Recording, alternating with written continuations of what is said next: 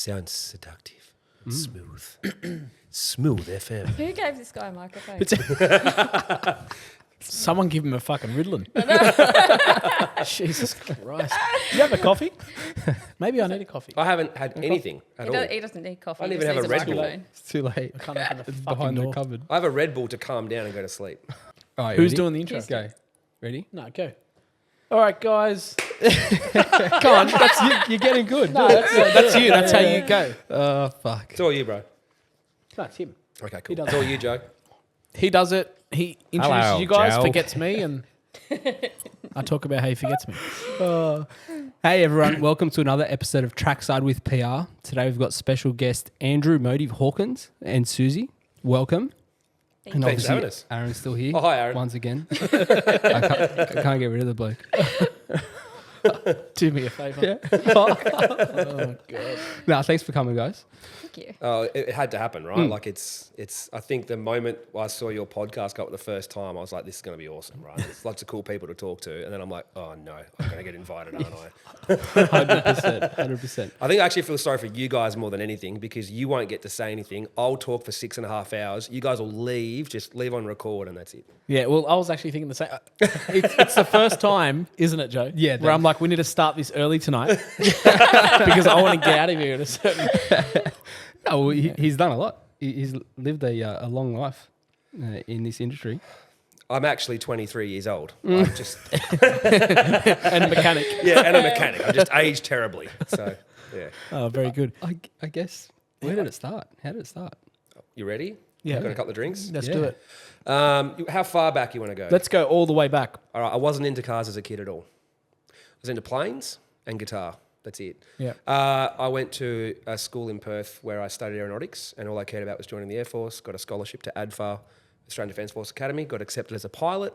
I had a pilot's license when I was 17. Did air cadets. I was all about planes. Wow. Everything. All I wanted to be was Maverick. Right. So what happened? I got into the Air Force, studied aeronautical engineering at ADFA, hence not completely retarded when it comes to talking about cars and engineering things. And then basically the Air Force wasn't for me. I actually broke my ankle at one point, a few dramas, this, that, and I just decided after being there that it wasn't what I thought it was. Still love wasn't Top planes. Yeah, it wasn't Top Gun. Where'd you break your ankle? Walking to the plane. No, believe it or not, running up a mountain in PT in full, like boots, everything, and literally folded on a, couldn't Yep. see in formation, it actually folded out. You're from like, under me. I'm not doing this. It's I'm not not for me. flying planes. Well, my drill instructor actually said, get up and walk yourself to the base hospital. And then I got to the base hospital and said, did you seriously walk here from the top of Mount Ainslie? I went, yeah. They went, wow, that's bad. So, yeah. Yeah, okay. Is what it is. I actually went to rejoin and be part of the reserves again. And then I said, why the hell did I do this? And it reminded me why I didn't. Yeah, yeah. It's not that there's anything in the Air Force. I've got heaps of mates there. Yeah. Love planes, love fighter jets, hence the tattoo of a fighter jet, jet number plates, military themes. Like there's fighter jets on my cars, right? yeah, Like, yeah. But it's actually ex-Air Force. So Yeah. That actually makes a lot of sense now. I had no idea where that came from. Yeah, and hence I actually know as much about planes as cars and can probably talk almost as long about them. So Yeah. that's a whole nother life, basically. So how old were you at that point? Is that straight out of school? Straight out of high school, went to Australian Defence Force Academy. Been in So a Hornet. you went to year 12? Yeah, year 12, did that, then went to obviously, essentially Australian Defence Force Academy is university. So you're doing your officer training and your degree at the same time. So I was studying aeronautical engineering. And then when I got out, I was a bit lost. I just like, I don't know what I want to do. But how I got into cars was just purely in high school, kids had Hot Fours in year 12, right? And stuff like that. I started reading Hot Fours, bit of a look. My dad had an MX-6 Turbo, Yep. rubbish car, 2.2 turbo. Yeah, rubbish. Awesome, but rubbish. But awesome, but rubbish. Was it the last? Somebody else had one. No, it's me. We just spent. No, but somebody else had one. It was me showing you the photo of the MX-6 Turbo because you didn't know what they were. It was only last. You didn't know what one of the greatest cars was ever too that's rubbish is. It was 2 weeks ago. They were voted the best and They're worst terrible. Someone cars had at one. the same time, right? He actually rebought it a couple of years ago. He Yeah. had one. Richard had one. Yeah. Yeah, fuck it. No, that's MX-5. MX-6, bro. MX-6. 2.2 turbo, front wheel drive, torque, monster, glass, gearbox, Fox squared, Looks like bodied an 80s accountant's weapon. car. Huss, go back home. Joe has a memory like a sieve. Yeah. Yeah. For the important stuff. So my dad had one of them. So my only real car knowledge was dad had an MX-6 turbo. So when I joined the Air Force and you can suddenly have a job and get finance, typical 17-year-old, give me a loan, I want a car.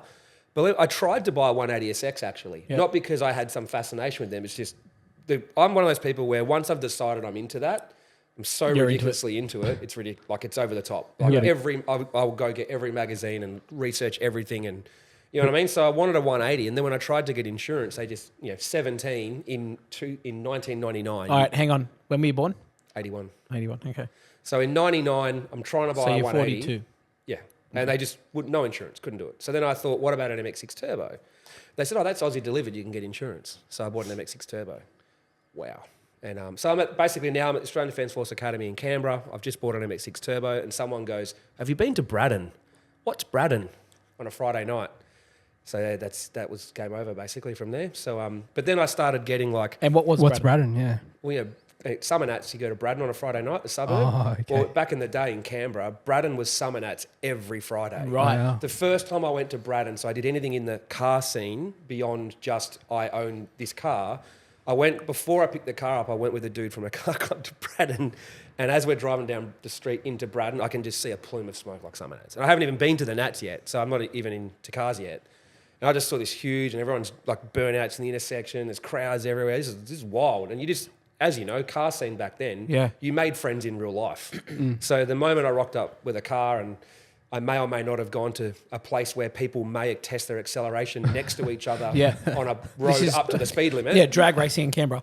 Yeah, the drag strip at Canberra. Yeah, that's right. The one that closed down before I moved there, that Yeah. one. Yeah. I went back in time and I raced at the drag Yeah, strip. yeah. So you just made a lot of friends, and that's just snowballed. And in typical fashion, I spent more time in a lecture reading High Performance Imports magazine than I did like studying mechanics of solids or one of the subjects I didn't care about. So I got high distinctions in anything aeronautical related, and I pretty much got a pass in everything else while I was there. So I have fallen asleep with my head in a car magazine and woken up by the lecturer. I go, what are you doing? I'm like, WRX. Like, Oh, shit. I think I was tired because we probably had something on the, I was probably out late, looking at the night cars before, the night racing. before. Yeah.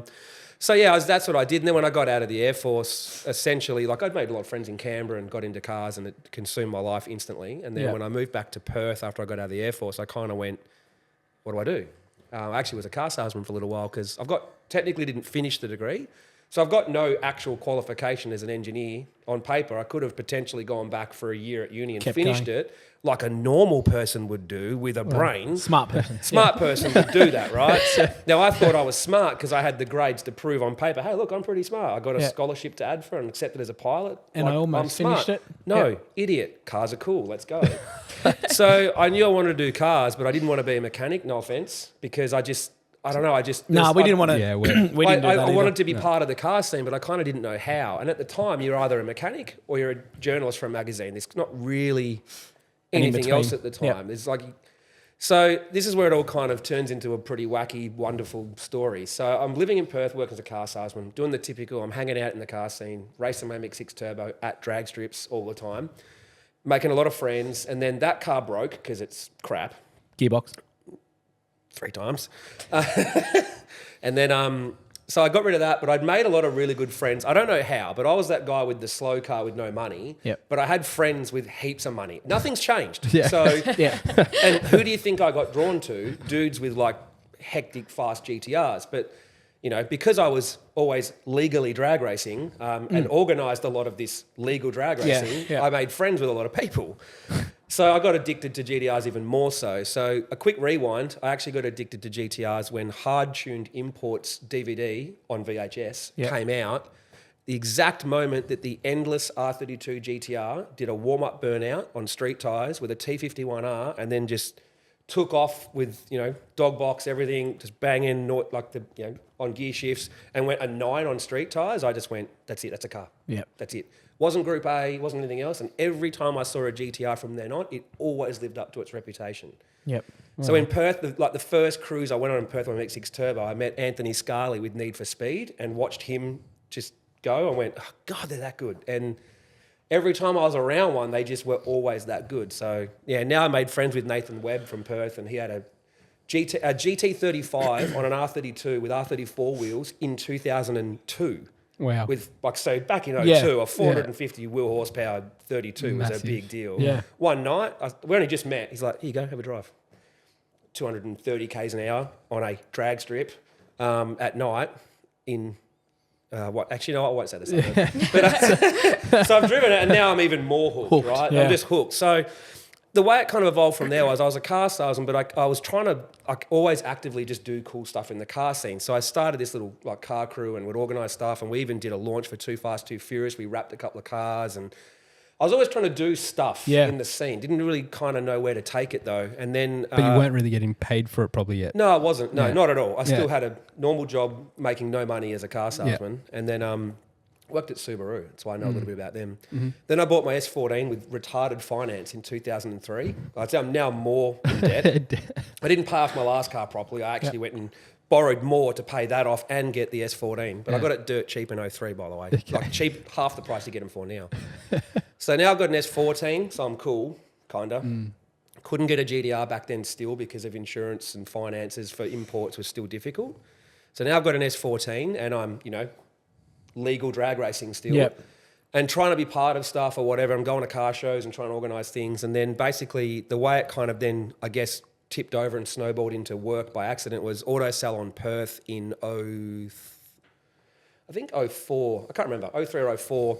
I actually needed to get my car out of the show to put on stage at a nightclub for one of my best mates who was a dancer on stage to have it under a car cover. Yeah. And the car cover would come off and they'd jump out of this done up S14 and they had a dance routine at Metro in the city.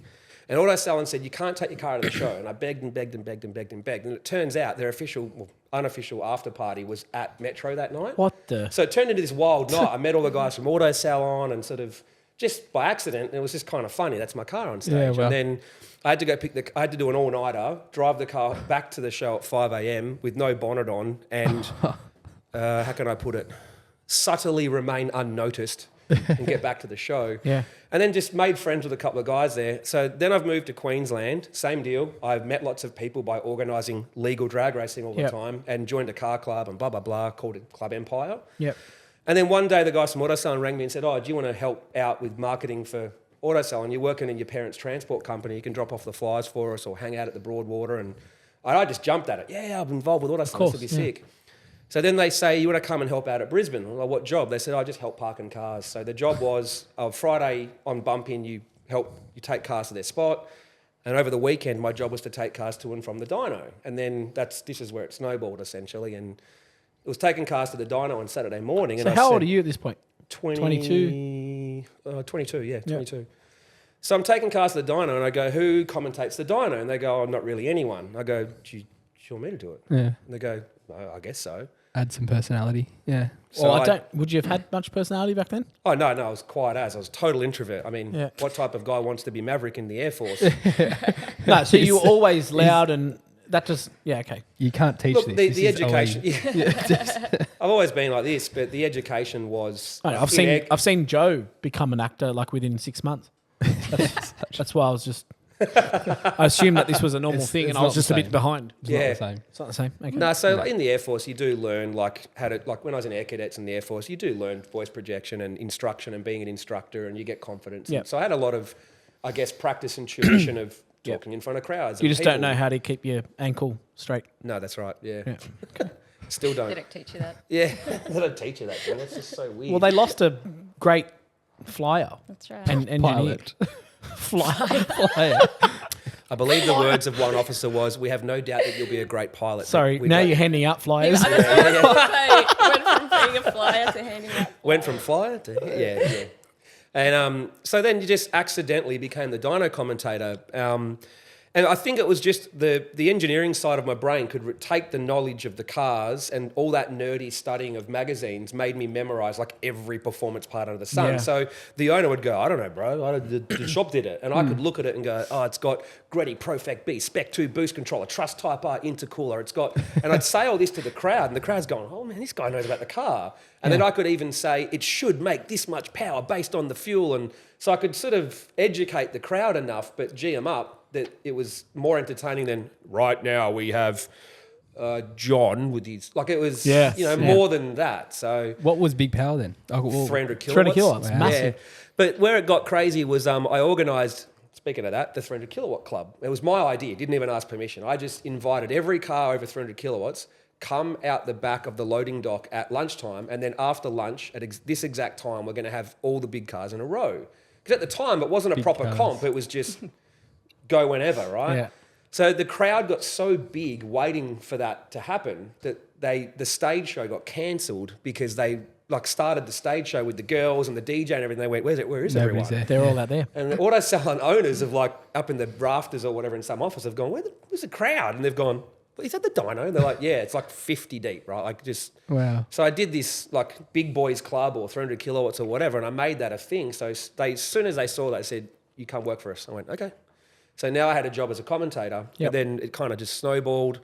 I remember Kristen from Ad Promotions and Danny Keneally actually introduced me to the guys from Ignition DVD Yep. just after that event and asked me to commentate one of their dyno days. And then someone recommended me to Gup from Power Cruise that I should go work for him and do his dyno comp. Then the guys from Full Lock asked if I'd commentate drifting because I obviously was into legal drifting at the track back then. Yep. So that kind of just snowballed. And at the time, I'm like, where am I going to work? Like I'm working every second weekend in some state commentating. Like, Yeah. So I ended up actually working at a tyre shop that my mate owned because I could work there 4 days a week, either Monday, Thursday or Tuesday to Friday based on And what then was fly going out. on and fly out. So that lasted maybe 6 months that I was there. Yep. But I learnt a lot. I actually wheel aligned my own car and I tested at the track, Yeah. and would do a lot of that. So it was good experience actually that helped later. Yeah, hands on. Yep. And then I met the Ignition guys. So the Ignition DVD guys were told, go meet this guy, Andrew Hawkins, because he organises some pretty cool cruises and lots of legal drifting and legal racing everywhere. So they one night just met up with me and it was this huge night. Yeah. Just a cruise on the highway first, and then we ended up at an industrial area servo changing tyres. I go, what are you doing now? I go, we're going to go drifting now. And it was like 3 a.m, wild night, right? And they loved it. And they go, oh, can we feature your car? It's like nowhere near good enough to feature, but you do a lot with it. So did a feature with them. They liked the way I spoke. They said, can you do some tech features for us? Because you've actually know stuff from engineering background. So yeah, did tech features for Ignition, and then they realised I'm meeting everyone as I travel around Australia, and then they basically said, we need to hire you. I'm like, to do what? Just be our car guy. So it's now end of 05, and I've been asked by the owner of Ignition DVD to say, move to Sydney. Said he'd pay for everything. Didn't, but whatever. All I cared was I was going somewhere with So this. that was that End Melbourne? of 05. Yeah, but Sydney.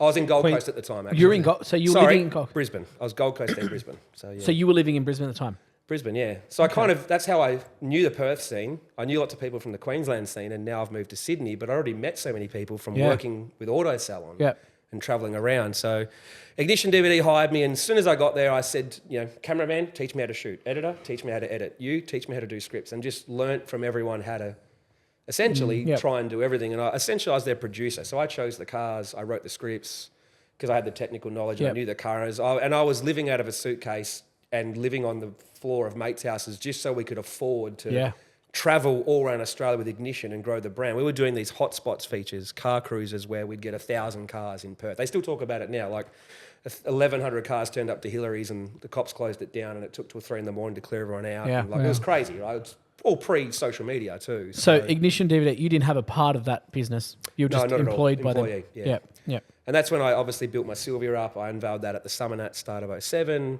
It snowballed. I got a gig with D Sport magazine in America, which I basically cold called them and said, you tried to make your own DVD. I currently make car DVDs that come free with Hot Fours. Can I make your DVD? Yep. And they said, maybe. And I flew to SEMA 07, met up with them and just made that deal happen. And now we were making D Sport DVD. Ignition DVD came free with Hot Fours. I got banned from Auto Salon for a little while, which was pretty funny. Because I worked for Ignition and they're like a competitor in some ways with their DVD on a mag with Hot Fours, and they were Auto Salon. They knew that I was meeting everyone while I was at Auto Salon, so they kind of didn't hire me for a while, which is fine. Like, we don't care. We're all friends. At the time, it was just business, right? So, which I thought was funny though, because everyone was like, where'd Hawkins go? And the dyno commentator. So it was kind of... it was all pretty funny. And but yeah, I met Croydon at this point. I met John Apostolopoulos and a lot of big GDR guys, a lot of old school workshops like ESP from Canberra, and sort of like a lot of these shops I met all back. Like, that's how long I've known like them, and like all the big names in the car scene from back then. I met all of them, obviously, right? Like every car that wanted to win King of Auto Salon had to go on the dyno. So just met so many people across Australia, and it was just like, honestly, traveling with Auto Salon back in like 05 was a full year of travel with Auto Salon. It was just It was unreal, man. Like, and it was first time in every state for me, and I'm meeting all these people, and it was wild. I was broke, but it was awesome. Like it was, like honestly, I would rather that when I thought about it. When you could have been an engineer getting paid stupid money somewhere bored. I was like, this is so much more fun. Yeah. And then that's essentially how I ended up at Ignition and making car DVDs. And then I was also writing for magazines on the side. I've written probably 100 articles for Fast Fours and Hot Fours and Zoom and everything. And I'm also still working for Power Cruise on the side. And then I got hired by Drift Australia. So this is like the definition of freelancer. But I worked full-time for Ignition as well. Yeah. So I was full-time at So you're Ignition. full-time. And I'm working late hours And- with them, living at the office, editing till midnight, teaching myself how to edit. And I'm still doing like working for Power Cruise as a commentator. And Drift Australia hired me as a commentator. So nothing's changed. No, not Like really. when you look at today's date, you're doing the same thing, but Yeah. just But I'm just not as broke. probably weren't sending them.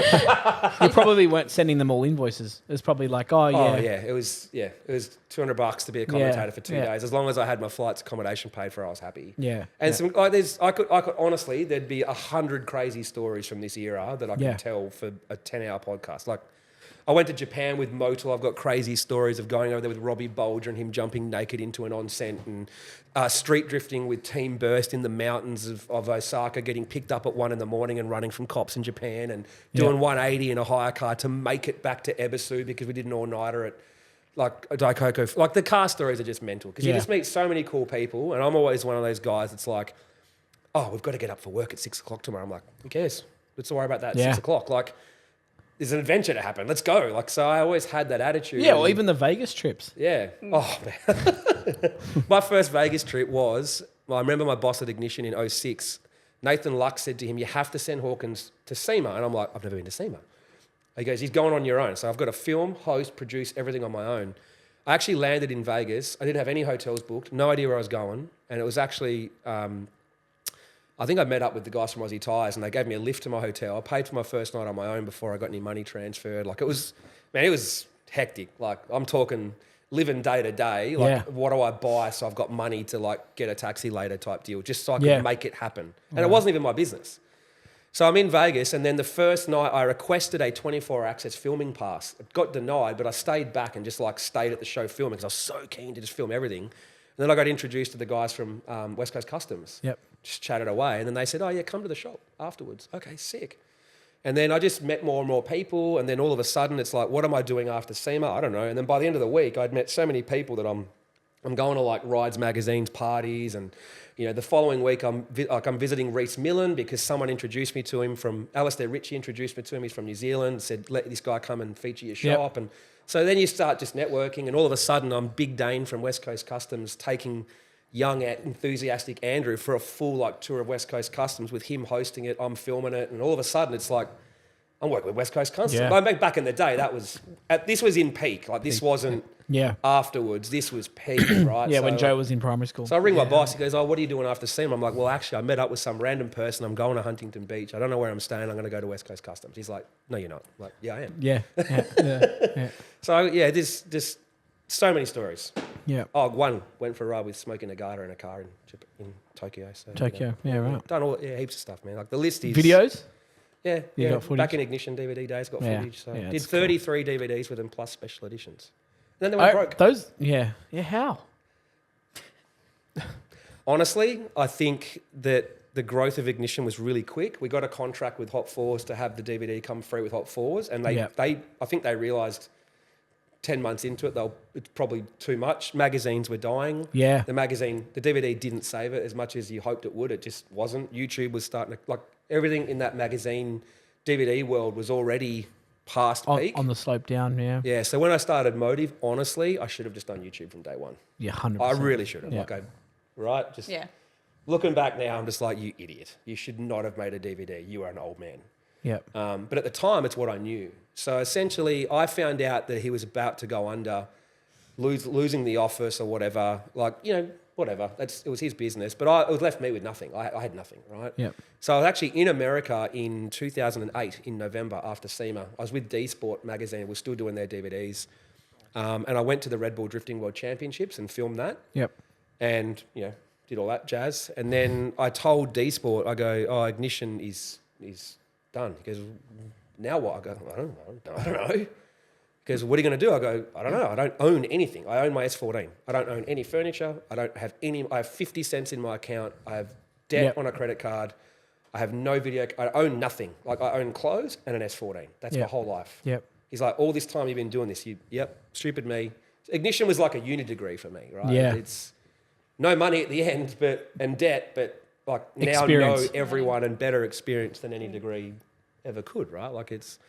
So D Sport said, we still want you to make the DVD. What do you need to make it happen? I said, oh, money. And they said, we'll pay for the first DVD up front. And then I said, give me 5 minutes. I rang Gup from Power Cruise and said, can I make your DVD for you if I start my own business?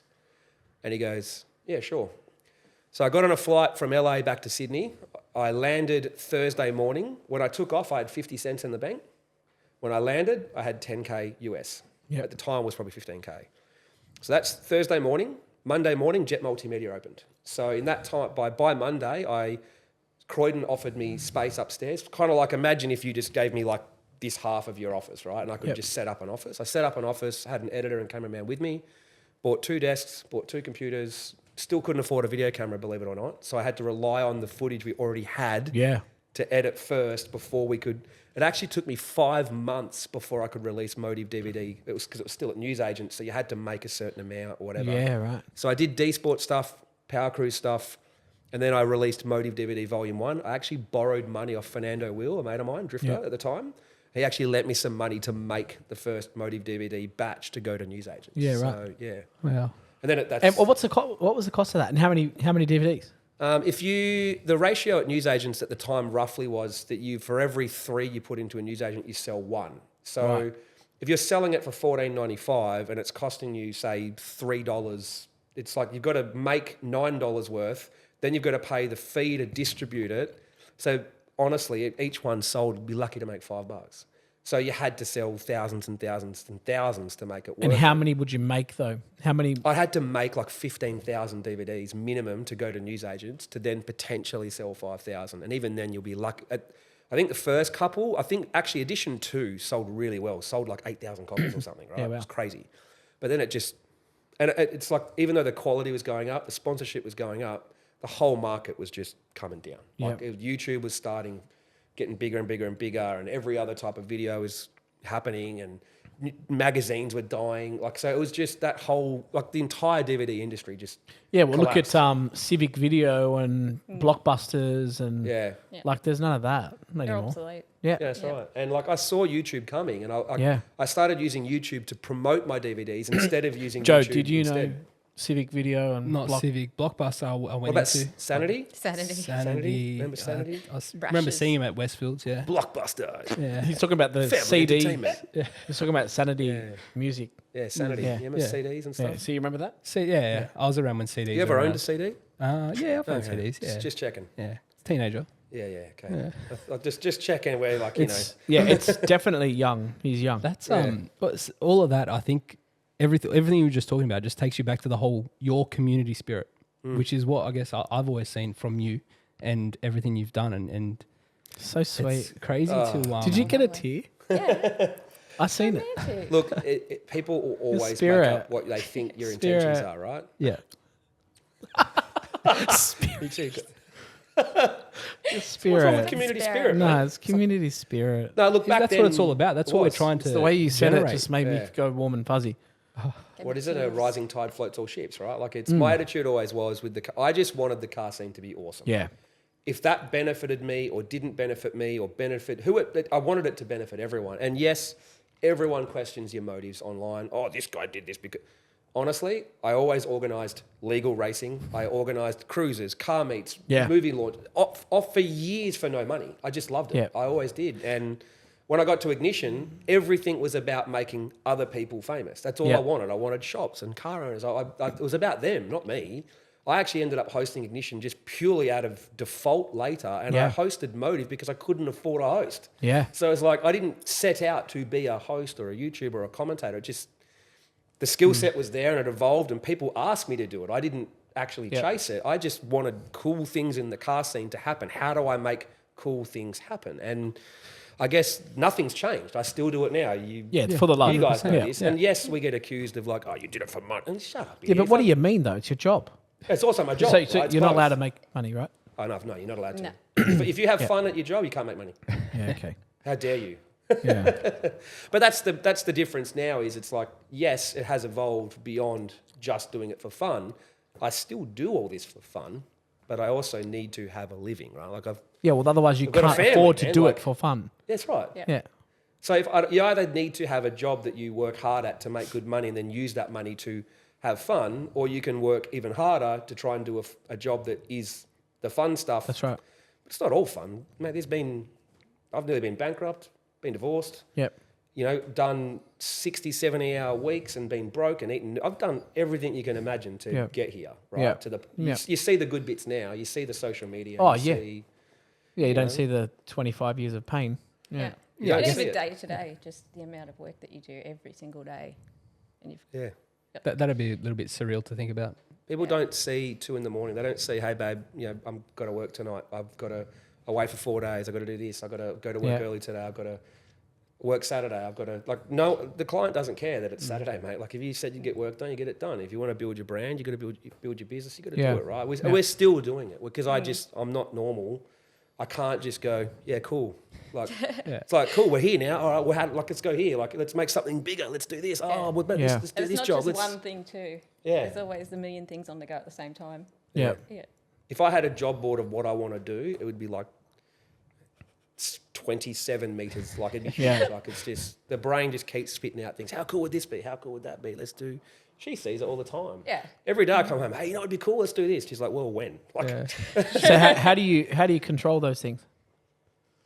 how do I control them as in decide which ones to do? Yeah, like if it's so sporadic, He just does do you them write all. things He just down? does Do you, them. I was going to say she's at. do you set goals and write things down? And He's Yes very and ad no. hoc. yeah, Sometimes I'm ad hoc, sometimes it's planned. Like, Are you- I think are you- right now she's got 7 websites she needs to build, Yeah. and 3 different businesses I want to turn into something more. And Yeah. and we just have to now just go, stop. slow down. What is the order of priority based Yeah, on? Is it yeah. for someone with a deadline? Is it for us? Like, let's try and sometimes the one you want just keeps getting pushed back, Sure, right? Like, yeah. you've probably got a race car you want to Oh build yeah, that keeps we getting can't pushed we back. can't build our own cars. Yeah, But I have woken up in the morning and gone, I've got an idea for an event, and I've registered the business name, booked the track, paid the deposit, built a website with an online entry, and Yep. started promoting it by 6 o'clock that night. Like, I yeah, have, yeah. and whatever I was supposed to do that day just didn't matter. Didn't happen. And Yeah. people go, when did you come up with this? I'm like, this morning. And they're like, Yeah. what? Hang on. This morning you woke up, had an idea. I said, yeah, I was on you're doing what you do in the morning, right? I can't remember exactly, but just had an idea and went, He was going to say toilet. Yeah, yeah. I was thinking something else, but yeah, okay. Potty mouth. What was he going to say? What do you think he was going to say? What do you guys think he was going to say? I don't know. Now's a good time Comment to introduce section. Susie, though. Susie's a paid Actress. actress. She's here to make me look better. I'm just here to nod and smile. Yeah, yeah. She's the only qualified one. Is that what we were talking about before? Yeah, she's the qualified one. So you had prerequisites: blonde, Yeah, he had- Smart, he had funny, boxes. Simpsons fan. done. First priority, rest is great. Yeah, Bonus. So, but Where'd the cars come into it for you? For me, Yeah. I guess I was actually not into the car scene for a very long time until he came along. But I actually was really into When did cars. he Oh, that was about come along? a bit over 4 years ago. But I was into cars. So does everyone as a know that P-plater. Susie's Andrew's partner? Oh, or? yeah. well, I do now. I think they've worked it out from the name bar, Susie Hawkins. But yeah, as a teenager, when I had my P's, it was the scene in Newcastle, like around the sort of auto salon days. I'm thinking like Yeah. 2002. It was huge.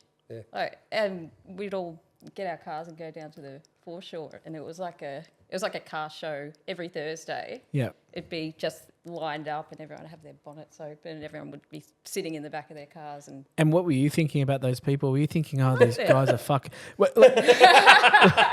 Beep, beep. Beeping beep beeps. Yeah. So like when you met Andrew, were you like, oh, well, the thing is, I loved it at the time. I used to buy Hot Falls magazines. Oh, okay. Believe it or not. And I Cute loved guy it. on the but cover. Then Yeah. I actually knew some of the girls that would post for them. Well, I never post for them, obviously. Yeah. I actually knew some of the girls that would be in those magazines. But but then it's sort of when I met my now ex-husband, so he wasn't into cars. Yeah, And it just, it evolved. You go to uni, get a job. Yeah, you could do the family have stuff. kids, get married, and all Smart that sort of things, thing. And I normal just, things. the things that normal people yeah. do. Yeah, do engineering, Yeah. And then flyers. stand out. I designed them too now. That's it from now on, just love Susie. how you You're went from in charge flying of to all flyers. flyers. Yeah, but yeah, until he came on the scene. Yeah. And how long are we talking now? Probably 6 years. Oh, 4 and a She bit. just said 4. We've been together. Oh, Yeah, four and a half. sorry. Yeah, I didn't know. I think, yeah. yeah, Call it 4.5. 4.5. Yeah. That's it. Yeah, well, that's good. yeah. She came along I in thought it was the year that was like probably the first year where our business was really Yeah. like actually doing what it's meant to do, right? Like not Before COVID not hit. so much Yeah. struggling, not so much constantly worrying about how we're gonna. First year, I'm legitimately like we are cranking along nicely, like Yep. not rich or anything, but just like finally, Yeah, like, things okay, is this finally is working. doing good, right? This is Yeah. working really well now. That's when we actually met that year, so it was a wild year. It was, and it It was was- also yeah. it was interesting just to not be a part of it for so long, and then be thrust back into Right it, into the centre in of it. right into the world of Andrew Hawkins Yeah. because it was intense. It Yeah. wasn't like cruising Andrew's around world. the foreshore. Yeah, it was Andrew's intense. What? never. It's actually I haven't been able to get a word in for 4 years. That's why I've stayed with him. Yeah, well, that's why I sort of wanted to transition to. Can't leave if you can't say goodbye. I was like, how can I? I can't break up with him if we keep Yeah. talking. I won't be able to get a word. See, kids, persistence pays off. And, Actually, the truth is, it's just we're both Simpsons tragics. That's Yeah. what did it. Yeah, yeah, yeah. yeah. Well, I'm glad that she got in at the right time because I mean, if it wasn't that great, she may have just gone. You know what? I'm not. This isn't for me. I reckon if she'd met exactly a year earlier, she would have. She would have been like, "Nah, this is shit." Yeah, yeah, shit. Yeah. yeah. But What that my year was what my great. shout? My shout. My shout. What are you talking about, Actually, 2 years earlier, it definitely would have been that. Like, it's, babe? But YouTube's gonna be good. you watch. Just wait and Trust me, see, next trust year me, it's- we're trust gonna me, kill trust it. me, we're gonna kill it. So yeah. and But- what's your role within Motive? Well, I actually work full time in marketing for an automotive company, but with Motive, I guess I do all of your marketing, I guess. Makes sense. Yeah. So- But I mean, it's very different because the world I'm in is corporate marketing. Yeah. You know, huge agencies, some of the biggest agencies in the world, and multi-million-dollar budgets, and then you come back to pretty much everyone in the car scene. $0 budget. Zero budget. Well, I'm glad you're free. I have so much time on my hands. Look, while we're Yeah. here, honestly, if you guys would have noticed, GDR Festival this year was not a little bit bigger than any year Yeah. before. It was Massive. That's Yeah. all her. Like, we both agree. Like, I'll have an idea, but if you have a great idea and a great concept and all these things you want to do, if people don't know you're going to do it. This year she stepped in. She didn't help a little bit killed this it. year. She stepped Yeah. in. She was working 6 hours a day every day for 6 weeks leading up to it. She was adamant to the point of more focus than I had even, which is like, this year is huge. You think The I was end. the intense one. Yeah. Like for 6 weeks, you thought she was the one that's like, I do everything 110%. Like that's usually me, right? That was her this Then time. afterwards, I just Yeah. To the point where I'm like, I need to go to bed, babe. I've been working on GDR Festival for 13 hours today. She's like, no, I've still got more to do. I've and got to I'm feed like, the database in. I fell asleep on the couch in the study in her office because works from home like part of the week. I fell asleep how many times? At 2 a.m. or Oh, something? most nights. Yeah. It was intense. I mean, I guess when you're working towards a deadline, a date, an event, Yeah. like it really gets you. You cranky. don't have an option, yeah. There's no option. Exactly. You can't get out of it. Yeah, it's not like And just every day a that you business sort of wait, ticking along. you've just lost. Yeah. Yeah. So we had to be pretty strategic about how we were going to sell it. And we decided this year that with GDR Festival, we were going to position it as a completely sort of separate business to Motive. Right. Because that way we could get the crowds of people who weren't necessarily Motive fans or didn't have to be about Andrew or his channel, but it's Yeah. just general, just go wider to a more general I think that's good. GDR community. Because And then there's eventually a you lot can of sell it. people out there that actually... No, it's not. That's not the plan. No, but- but no, that's Yeah. not why we did it. But it was just to Do you sort wanna of buy it? yeah, but to separate it from Motive because he's only ever just pumped out the marketing for GDR Festival on the Motive page in the past. But this time it's like no, it's actually this can be its own thing, Yeah. this event, completely separate. And it drew a great crowd, and it was a really diverse crowd, and there were a lot of people there that you wouldn't normally see Yeah, at a track day. You know? What sort of numbers are we talking, like spectator-wise? It was like, And cars? all up, spectator-wise, well, all up, it would have been about 7,000, I'd say. Wow. Yeah. Yeah. 5,500 we spectators. sort of, so if you add up all of the spectators, Entrance, crew. the Crew. display was huge, obviously. Yeah. Oh, Yeah, 30, was it 32? Traders. Traders had to go on the grass Yeah. because they were like still trying to come on the Friday because the hype got so big. Yeah. And I'm like, dude, there's no room left. They're like, we don't care. I'm like, you'll be on the grass. Yeah, we don't care. And we had cars rocking up where we're like, there's only spots left on the grass, mate. They're not even allocated spots for this event. And that's where they were going. Yeah. And honestly, it was like I knew that with what we were doing with the combination of the event that we would probably go back to 2019 levels. I dropped the ball a little bit last year with things going on and events because, like I said, I'm trying to run 17,000 million. parts of a business or something, and I've got all these things going on. This year, with Susie's help, meant that GTR Festival really got the attention it deserved. She rebuilt the website, redid a lot of back end things that we had Yeah. to do with structure and how it was handled. Still not perfect. There's still more to do because it was. She did all this 2 months out. I started about 8 weeks out. Yeah. It's just, and actually having to build all of those integrations from scratch Yeah. as well. Retargeting, SEO, every word I don't understand. Everything, and even So- all of the advertising. It's sort of we built it from scratch, and it was a lot of work. Yeah. Because I'm used to. How long were you in marketing? I've been for about 8 years. I think Okay. I've been doing it. Yeah. So you were in it before you guys met? Yeah. So I've. It wasn't a case of like, hey, what do you want to do at my business? Like, no, she. No. And I knew she was good, but watching her do it GL4 GDR Festival was. Did that tick a box for you then? When I met her? Yeah. No, Simpsons fan, dude. That's it. Yeah. Yeah, and she's funny. You know, he just wanted to hire me to do his marketing. Yeah. Well, believe it or not, because she That was has the- full-time job and we've got family, Saves I 80 grand a didn't year. pressure her to do it at all. So she wanted to do it. It wasn't, hey, can you do this? It was this year was she goes, that's it. I'm tapping in, like, you know, just So next year you're going to be like, hey, can you do this? no, I've already dumped her. So can you build 7 new websites and 2 new businesses for me? So yeah. Look, it's one of those things where like there's so much potential around what we're doing where we've got so many ideas, things I want to do, but I will admit I'm really good at coming up with like, this would be a sick event or this would be cool. But it's like, you've got to then have someone that can go and get the backing for it or someone that can then run that business.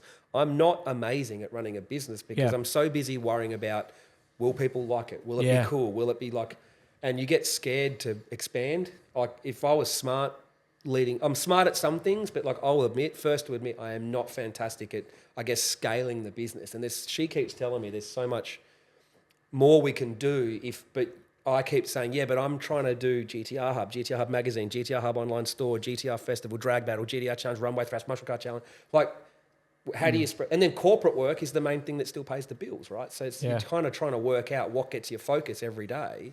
It's very hard to plan that out. You feel like you need one employee to handle each bit. Yeah. But then you're scared to go, can I just go and hire 8 people and make it work? How many people you got working there now? We'll get a production assistant back, but we have 3 full-time. We'll probably go back to 4 shortly. And then we've got Susie. I just. Susie's on the side. Just On the after side hours, chick. I just help out for fun for free. We've probably got Yeah. probably 5 key contractor cameraman editors that we use, mostly just for filming. Yep. And then on top of that, we could have as many as 20, 25, I guess, people we call in for Yeah. various events. events and things like that. So like if we got every single person we ever hire to come and be at the one place, it'd be 40, 50 people. Yeah. So yeah, but Yeah, key- that's a lot. yeah. Working at events, it's sort of there are key people that Sure. just Yeah. come in for the events, but they don't necessarily work. Yeah, not full-time. not full time. Some are mates, some have become mates, some of them just started as volunteers and evolved into Yep. staff, and they're all hired. Like we don't do the whole, Favour. some motorsports do the whole 783 volunteers at F1 type dealio. Like they're all hired. They're all you're helping us do a cool event, but at the same time, that's still taking time out of Pay. you. Yeah. Yeah. Plus, if you pay them, then they have to do it. So. Yeah. Are you telling me there's an option? damn it. I don't have to do it. I remember you had me working at a trade stand not long after we met. Yeah. And What else are you going to do? I did how much did you get paid? nothing. I raided the we cash box, actually- nothing that he knows Did you have about. dinner last We that did night? go to Vanuatu a couple of weeks later, but that was actually booked in advance. But still, Yeah. you know, And her shut. yeah. No, so it was good that year. That year was good. That yeah, year it was was okay. good that year. Yeah, if the event went bad, it was going to be her paying for the holiday. So, but I speaking think of I, that, I it's- think I actually remember that. yeah, Vanuatu yeah, photos. yeah. I was like, It was, wow, it was booked living in the advance dream. though. Like it was booked I- 3 months before. I Remember? paid the flights. Oh yeah, so, yeah, It's 50-50 now. Yeah. yeah. Oh, very good. But it went well, so we were able to Yeah, live like business kings class. for a week. So Business No, I class. can't afford business class. no, business class. So. So it's an upgrade, points upgrade. That's the thing about events, though, dude. People don't realize if you honestly, it sometimes feels like you've walked into a casino Yeah. and gone, "Hey, babe, you don't mind if I put my life savings on that one Yeah. over there, do you?" And people go, "No, it can't be like that." I go, "No, sometimes it 100%. is." Okay, well, it is a gamble. Like weather Massive. can ruin it. This year's ruin you, event was ruin the the whole biggest. event. To give everyone an idea, GDR Festival, what's the cost before you've even anyone's entered the day? Like the day before, what's the known cost of the event? It's over 6 figures, that's for sure. Yeah. Put it this way: to run it properly, it's approaching $200,000. Okay. So, and the track doesn't So care if it what rains? happens. If it rains and you call it early, you keep your deposit with the track. But the problem is there's no rain days, mate. Like if you want a rain day, you got to pay for that too. You don't just get a rain day. Like that doesn't exist. Yep. So what do you you have lose? to hope you can find another day. Well, it depends on what sort of, like we've already spent tens of thousands of dollars of marketing and paying for flights for overseas guests and but like also like I could look in theory if it was a thunderstorm the day before and you had to like call it off and the people that have already bought tickets etc. The worst case scenario is I'm probably down at least 100K. Like out of my like, Yeah, like I'd have to 50%. sell a car or something like a GDR to pay for it. Yeah. Like, I'd be- If it rains. Yeah. if it rains. So Which is 50-50, right? So Yeah. you- Exactly. yeah. Yeah, it is. So then you a go look gamble. at the months and then Yeah, the venue's booked how long before? And people go, "Oh, what about rain insurance?" I go, "Dude, rain insurance is like $20,000, mate. Like, Yeah. so you got to risk So now 20K yeah. just in case." And the risk, the rain insurance changes based on the history and length of your event and all sorts of stuff. So when I say I am risking a house things you don't think deposit about. every GDR festival, I'm not joking. I am risking a house deposit every event. yeah. If it goes sour and with the worst I guess the good possible thing is that you get to buy a house. Obvious, like every event. no, I wish. Do Where are One all would- these the houses? math however you want. It doesn't get that way. Is he Keeping hiding all them? these houses. Hey, when I start making tickets $90 for spectators for a day, then you know I'm buying houses. Yeah. But I actually got told to put the price up by externally this year. They said you're not charging enough, and I'm like, but I don't want to. I want to make it. Yeah. Honestly, this year felt like a year where I genuinely felt like I was going back to day one because Yep. COVID hurt 2021. 22 was a bit lackluster. I dropped the ball in some areas and was distracted on a lot of things and kind of it wasn't what it should be. And this year we both agreed. I actually said, this is going to be big or I'm going bankrupt. Yep. That's no joke. If I Put showed you everything my into that. bank balance on the Friday night of GDR Festival before I'd got any spectator ticket money back in, I was broke. Yep. Like I risked you put everything into it. all on this one. If it rained Saturday morning, like Yeah, a thunderstorm and scared everyone off, went to can the event, I would have had to have like gone home and gone, well, better sell some cars Yep. because I got to pay a bill. Yep. So yeah, that's good. how hectic it gets. Yeah. And then after the GDR festival, you hit us up. You wanted you were buying a Huracan. I think we've been talking about the fact that I want a twin turbo V10 for Yeah. like 3 years Yeah. now. You were And every booked in. year you go, hey, we got you booked, We in on booked you this in, date. yeah. And I'm like, I'm going to try and get one, and I still haven't. So trust me, the day I happen. buy a It's gonna Lambo happen. twin turbo, I can step it up another notch. We see it. Everyone, we need to pay $90 a ticket. No, this year was like day one. I felt like it was the first event again. Like I actually felt like it did actually feel like 2016, Yeah. where I was like, I got it. This has to be big, but not because of money. Like I spent more than ever too this year. Yeah. I didn't, and I worked more than ever. I think I worked out that if you wanted to get super specific, like if the amount of hours we put in, like if you wanted to pay us for that and worked out, it's like you might as well No, go you're jump worse at off. Macca's part-time, right? Yeah. Like it's, but I didn't care. I want GDR Festival to be sick. And I knew that with international guests coming, I wanted the event to not just be big for our community, Yeah. but I wanted to show our community off. So if I'm Yeah. going to bring Larry Chen, Throttle, Sakamoto, and they're going to come here and I'm going to have international coverage. I want to make sure their international coverage is like, good. this was the biggest and best one yet. So I bought them to help make the event bigger and better, but at the same time, You had to make it bigger and better. I put way more in to make sure it was bigger and better so they could take that content away. Yeah. Because they left here with their minds blown. They were just like, this Yeah. is insane. Yeah. Right? And I admit, while I'm here, say thank you to the car committee. That event Yeah. was bigger than I Yeah. hoped. Like, I didn't plan for that. Yeah. I planned for like halfway between 19 and what we had. We actually had next year's projection. Yep. Yeah. So now next year's projection is... Needs to be bigger. higher. Yeah. yeah. yeah. So, Very yeah. good. And It then just obviously- goes to show- Yes, I was just thinking. I've been working at that event for 3. Well, Four. I worked You're at 3 of 19. them, but I've never actually jumped in and said, "Hey, I can see the potential here if we market this properly." Yeah. Yeah. And I actually knew the potential was there all along, but I just Why'd you wait so long? Hiding was it. working. Yeah. It's busy. I've never put pressure on her to do more with us because she has a full-time corporate job. We've got kids, you know, like it's... Yeah, so I was yeah. busy, but this time it's like, no, He's doing that for fun. It's corporate. yeah, he's got a hobby. I mean, it's a real job. Could be an engineer, would you? Design flyers or something. Yeah. Oh, do you get paid? You get paid. Yeah. No, but I always saw the potential just being there, and the fact that so many people. I just knew if we put it in front of the right people, they will come.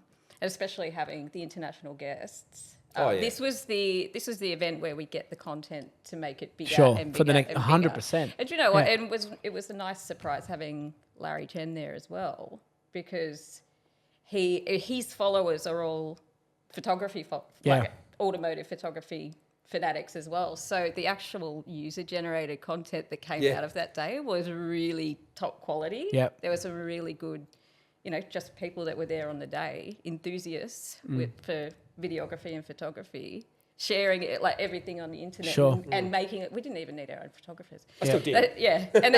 And making it for a great event so that next year it will be Yeah. even bigger. Yeah. Yeah. Which again goes back to the community and how important it is and how strong and powerful it Yeah. is when we all come together. It's a good feel. It was actually, like, honestly, this year was a really good feeling that, like, the car scene came out. Like, Yeah. they got behind it, and hopefully the car scene sees that if we are bigger, then I make the event bigger again. Like, it's compounding. I'm Of course. not going sick. It's big. I'm going to run off now with some money. Like, it's Yeah. we were putting back into the event before it even happened, planning for next year. Yeah. Because, like I said, we had that peak at 19. It dropped. COVID killed it, and it kind of. The next one couldn't be this. Like, it had to, and we didn't go. We went, whoa. Like, okay, Yeah. this is like back as Well, if Susie nothing did. had happened. Yeah. Yeah, Susie did. Yeah. Yes. It was actually amazing to watch. It really was. It was- Let's talk drag battle. Cootamundra. Like, when did that start? whoa, this is pre you. So, It was. all right. So, you ready? Good Well, that's story. been 5 minutes, so Yeah, I like the story of this. All right. 4 The years, end. 5 minutes. So back in late 2000s, GDR Yeah. scene was actually pretty dead. Auto selling had kind of stopped. You couldn't drag race anything under 10.99 without a cage and a chute back then. Yep. So all these 10-second GDRs, like, just there was no real hype around GDRs in the late 2000s, and I'm like, oh, I love them. I got to do something, right? So then I said to Croydon, we've got to do like some street thing, like race some GDR, find a street. And then I'm like, well, we can't do a street, we'll do an Yeah. airport. Yeah. And then I was actually reading a couple of magazines, and I saw Cootamundra Airport in a magazine and went, what's that airport? And I looked that up, looked around and started just trying to figure it out. And I literally just cold called Cootamundra and said, I'd like to hire your airport to film some GDRs just going down the runway. So I left in the morning in an AU Falcon, drove in 2009. So just the first first motive had only just been released. So I drove to Cootamundra, had a meeting for an hour, drove straight back, same day. We know that drive sucks, the Yep. same day. And then basically I said to Croydon, I've got an airport, I've got it. So I spoke to, I think, who sponsored the first one? I can't remember if it was Castrol was the first one or not, Castrol at the time. Just enough money to like hire the runway. And the reason only Croydon cars came is because it was a film shoot and I was working upstairs at Croydon. Of course. And it was yeah. just easy to go, can we just, like, so we went for a day. We didn't like yeah. stay the night It was at all. more for the guys that you were working day to day. Yeah, it was just easy Yeah. to say, do you guys want to take a bunch of GDRs out to the airport and we'll just make a video, right? So that became GDR Challenge number 1, 2009, which was Motive 3. And there was all those GDRs on the cover. And everyone saw it and just lost their mind and was like, oh, yes. Yeah. And I'm getting like, we'll do another one next year. And then I'm getting phone calls. PJ was one of the first offenders. Right. Kind of freaking airport. I'm like, well, better do a category for not GDRs, right? Yeah. Drag battle, all right? So then 2010 was GDR Challenge. and drag battles. Yeah. So 2 events, same place, same time. But because I love GTRs, I couldn't bring myself to not have that like GTR challenge as its own thing. Yeah. Half was my love of it, and also because that's what started it. Sure. So I'm a bit selfish with that. Yeah. So, and then it just, I guess, snowballed. It used to be, honestly, back then I tried to get enough sponsorship to just be able to afford to hire it, stay one night there in the cheapest motel. It was like 20 cars. I didn't charge them to enter because in my head, it's like, no, I'm creating content for a DVD. The right thing to do is, They come for free. even though I'm promoting you, it comes for free. But then Yeah. I think by the time we got to 2016 or something, and I realised I was 5 years too late to go to YouTube, we finally went, this has to go to YouTube now, like it can't. Yeah. Then it turned, kind of the reason I had to start charging entry was because it's like, guys, the YouTube channel isn't big enough for me to make enough money off YouTube to pay for it. So the only way we can make this bigger and better is I've got to charge Everyone entry. chip in. Yeah. And we had to just find that happy medium. But the goal hasn't changed. The goal always is showcase the best street cars in the country and make them famous. I've always had this motto that if all you try to do is make that thing famous, everything else will fall into place. Because let's face it, businesses need marketing to show off their product, right? So that you get people who want to get you to build a car. Owners all have pride, egos, whatever you want to call it. But let's face it, we don't go racing for prize money, mate. Like we go racing for fun, which we also want to provide there, but also just bragging rights, ego, pride, right? So you're making someone famous makes them feel good and they want to go again. But making them famous also shows off these cars, and people then have a car they like and they can follow that. Like I've always kept that mentality because that's how all the big TV shows work, right? You make characters out of these people and their cars so people follow them. And my goal has always been make the shots, the cars and the owners famous. That's the priority, the end. So that's why Cootamundra has always been a film shoot, not a public event, because we're there to create content to make them famous. Yes, we need it to work as a business because if I don't, then You can't do it. can't do it, right? The end. That's just the reality of it. But the goal has not changed at all since day one, which is make content, make people famous. That's just the goal. Actually, Andrew, what's your job? Make cool shit happen and share it with the world and film it. That's it. Yeah. That's all I want to do. Yeah. So And that was exactly what Cootamundra was. For all of us, even me coming up through, I was younger, obviously, and watching the DVDs, I watched them all. feels like, so old right now. I'm like, I need to get there. We need to be there. I need to be there. That's how you do it, right? Like it's The vibes, everything. It was so great. And then the movie nights afterwards. yeah. And the crowds would come. I remember it'd be up on the screen, and when Marlon would come up or Koval was up, the crowd would scream or cheer, depending on who it was. what's going on. Were you around Yeah. then? I went to 2, Yeah. at the cinemas. I never got to experience Fox. That was it. at Fox Studios. Fox Studios. Yeah. The reason they stopped though is because back then we released a complete DVD, so you could have a movie night of that DVD. But now, like if we waited till it was all edited, you've got to wait. Like people don't get it. Like just the first episode of. By the time I've sorted the footage, written the scripts, gone through, got the graphics built, it's already 3-4 days, right? Yeah. That's after we haven't had a break after work and all that time. And then the episode 1, which is the manual GTRs, because, got to do the best things first. Yeah. Oh, sorry. Oh shit! I'm in trouble What did now. you do? What did you do? So We you all know I'm start with biased. the slow ones. Yeah. Go. Yeah.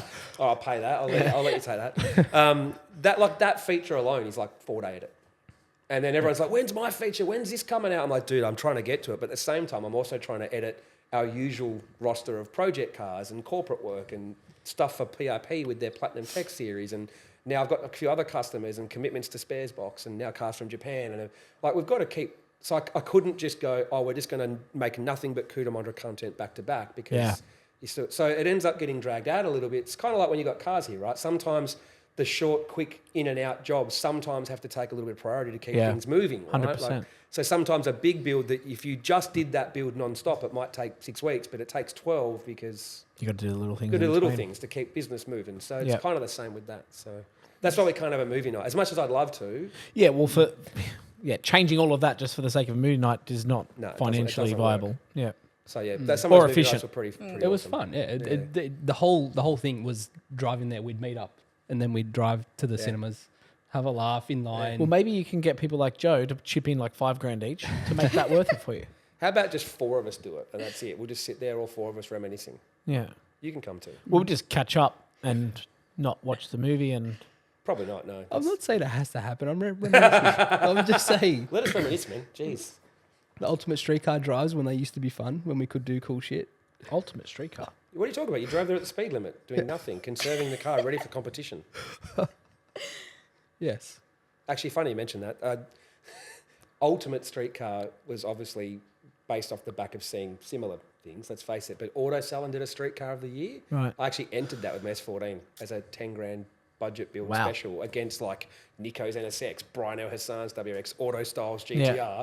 And I'm sitting there in this S14 with like 10 grand budget doing Streetcar. And that's what always made me realise by doing it, we could have a competition where you didn't have to have the most money or most power if Yeah. you could make it handle better or drive better. Or, Yeah. So yeah, that's where the inspiration for that came. So because Cootamundra is all ET mile an hour, so let's add an element of like another competition. So. Yeah. But then we ruined that and made all the expensive cars You win. absolutely. Can I say fucked it? Is Yeah. that okay? Yeah, you fucked it. Yeah. Now I've had to go another category pre 2008, pre 2007. Can we see up there and over there? And, It is yeah. now called the Precision Nick. Racing Ultimate Streetcar. Give Precision their own category. We should. Yeah. You guys like there's a Precision Racing Ultimate Streetcar where you guys battle yourselves and then we have Yeah. everyone else. No, that's no fun. We want No, I everyone reckon else. I reckon we pick. We judge it. Don't you think? That's hard. No, Yeah, I don't want that's that fair. pressure. Everyone Fuck gets a that. trophy? Nah. Yeah. No, our cars aren't allowed in it. Oh, not oh fair. we're judging it's other fine. cars. No. I want to drive Lambos, dude. Once a year. Come on. Actually, I do love that conversation. People go, "You just did that competition to drive them, didn't you?" Yeah. I'm like, Duh. no. But truth be told, like I didn't drive them before. We just Yeah. the competition evolved, and I kind of went.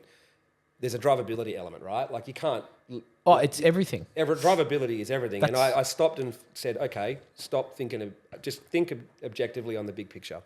Is there an automotive journalist out there that knows how to present on camera that has also driven hundreds of different modified cars that can actually Thinks he can have drive. an opinion? Yeah. So I was early. Shit, did you see that? I was early. This sounds like a challenge. That's what this sounds like. What's No, so I just don't do passenger very well. I know. When he says, "Don't give it another hit," I have to. I'm like, stop. Yeah, start with it. But yeah, I basically went, well, I did think about saying what professional driver can I get in to do that, but I thought about, well, most pro drivers drive race cars and do laps. It's like you need someone that's driven everything from like the floors hanging out of an old JDM car to top level stuff and everything in between that can it also articulate what's happening, but also talk about the engineering side. And I kind of went, well, I can't afford anyone else, so I might as well do it. Yeah. So yeah, and that's kind of, and I tell everyone, I don't have to give it a hit. Yeah. They all say do it. Yeah. Because it's like, well, we gave that one. You also look at them differently.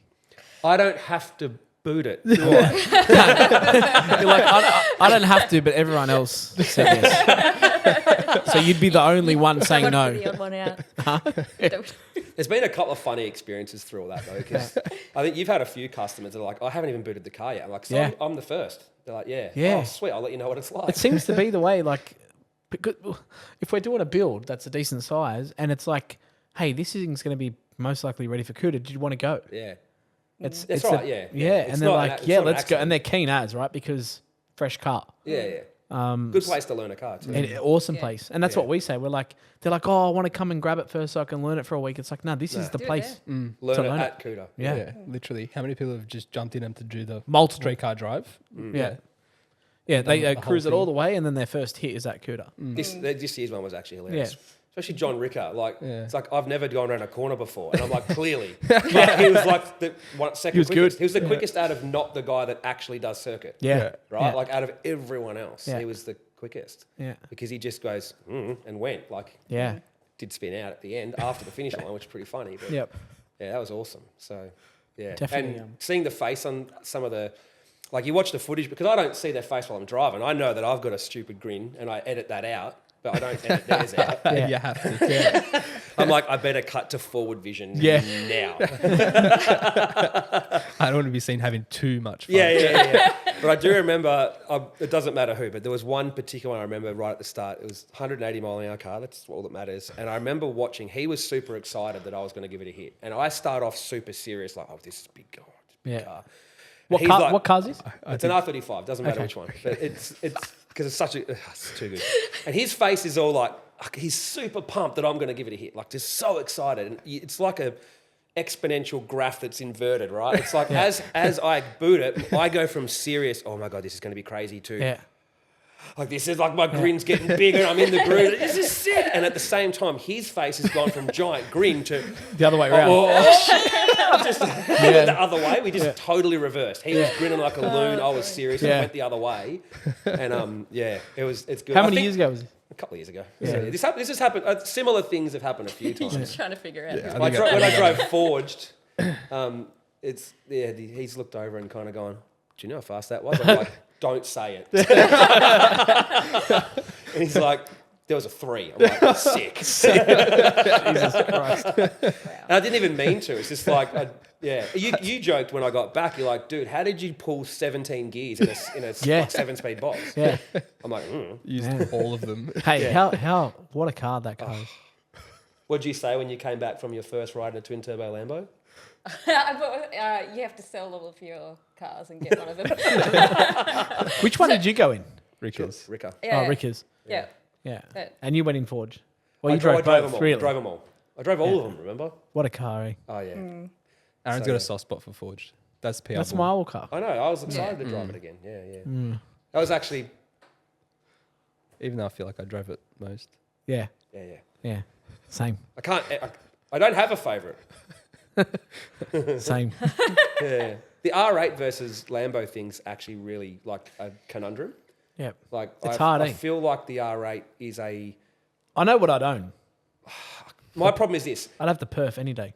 Oh yeah, 100%. But you need R8 too. You need both. Like when you feel like cruising and Yes. you don't care who's looking at you, R8. Yeah. But The when you perf's but here's the sick. problem. I've worked it out. The R8 is a better street car in regards to. I feel like they're a little bit more stable when you're on the street with one and unprepped surface. Just slightly more stable. Something about it's just Yeah. a bit.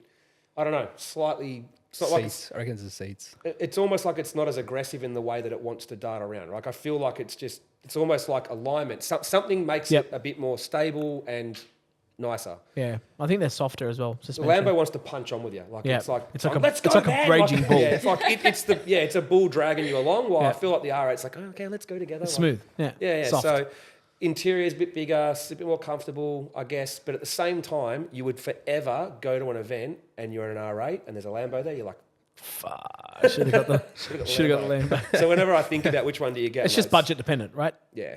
Well, once you're spending 300 plus, does it really? No, of course it does.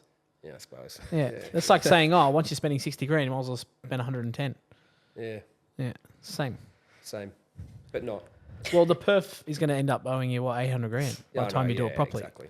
And that's the thing. So is the that R8's 400. in a realistic world, if they say, 500. would you rather an R8 or a Performante? I'm like, well, I can't afford a Performante, but when I Yes. can afford an R8, Yeah. that will be the decision, right? Yeah, like sure. If Yeah. there's a Huracan and an R8 for sale for 350k and you've got 350k, then you can get to choose what Sure. you've got. And that's what I've always joked about with automotive journalists and car enthusiasts, how they always talk about, well, if I had the money, dude, you don't have the money, okay? Until you get the money, you don't know what you'd pick, Yes. right? So Yeah. shut up. Like, if you have $1 million spare to throw at a car, you don't know what you would choose because you're not a millionaire. Like Yeah. when you're a millionaire, your mindset might change. Right? Yeah, Like so, it's yeah, like, dude, you don't know. I'd get an XR6 Turbo with this if I had that money. No, Yeah. you wouldn't. Yeah. Come on, bro. Yeah. Like if you have 300 grand to spend, you ain't buying an XR6 and blowing 300 grand on it instantly, are you? No. We build them over time. That's Yes. why we do it, right? Yeah.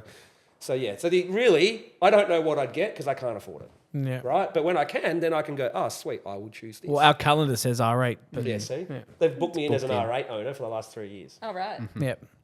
Maybe that's why. But the Where- price where- wasn't locked in. It's there's been a What couple of dates on rises. this calendar? couple of rises. Oh, it keeps changing. Keeps This changing. keeps. Yeah. Yeah, every 6 months Rolling they over. tell me Reminding. what's the new date. Yeah. Yeah. So yeah, this is true. No, I it's do. every 12 months. It's every It's time a there's a rolling. GDR festival. Yeah. Yeah. Let's just hope it doesn't rain. Yeah. So if it doesn't rain next year, you go, okay, yeah, you- sweet, the date's staying. Is that right? Well, yeah, and obviously your marketing is to. Oh, okay. Yeah. Well, maybe you should pay me more, Hawkins. Is there plans Pay for you it to more, grow? but make more. What's the scale? You get paid based on the income generated from the event. Yep. Is there plans for it to grow? Is it? Oh yeah, Well, that's what's- that's USA. Yeah, he needs that's, to. that's what I was trying to get USA, at. yeah. Yeah. Yeah.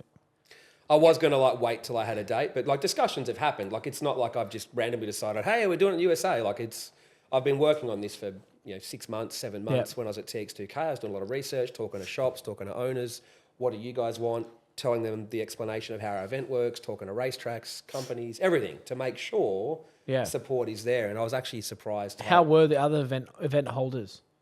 Because they used to have a GDR World GTR Cup. World Cup, Is but that- it was for that's not 35 on- GDR, so not real GDR. Now so it's DCT World Cup, right? That's I'm sorry, interesting. 'cause you know Keep why I'm going. saying that? It's actually a joke because they didn't want Skyline GTRs there. Because really they just wanted dual clutch. So the event naturally World became Cup. DCT World DCT Cup, World Cup, which now I think that's fantastic. Like, that is awesome that it's Yeah. a DCT World Cup because let's face it, 35 GDR owners, who do they want to race? Lambos, R8s, like they want to race that stuff. They're not, in America, you're not racing Skyline GDRs because let's face it, there's only a handful of, I can count Over there. 3 or 4 8-second Skyline GDRs. And we're in the 6s with multiple cars, right? Like it's 7s are normal, like over here. Low 8s is like, oh, cool, man. Did you drive that? Did you drop your kid off at school today? And that, like, you know what I mean? Like, But that's a no yeah, I know. because but that's terrible No, road it's car. a street car. Terrible road I don't car. know. Ask Ricky about mine.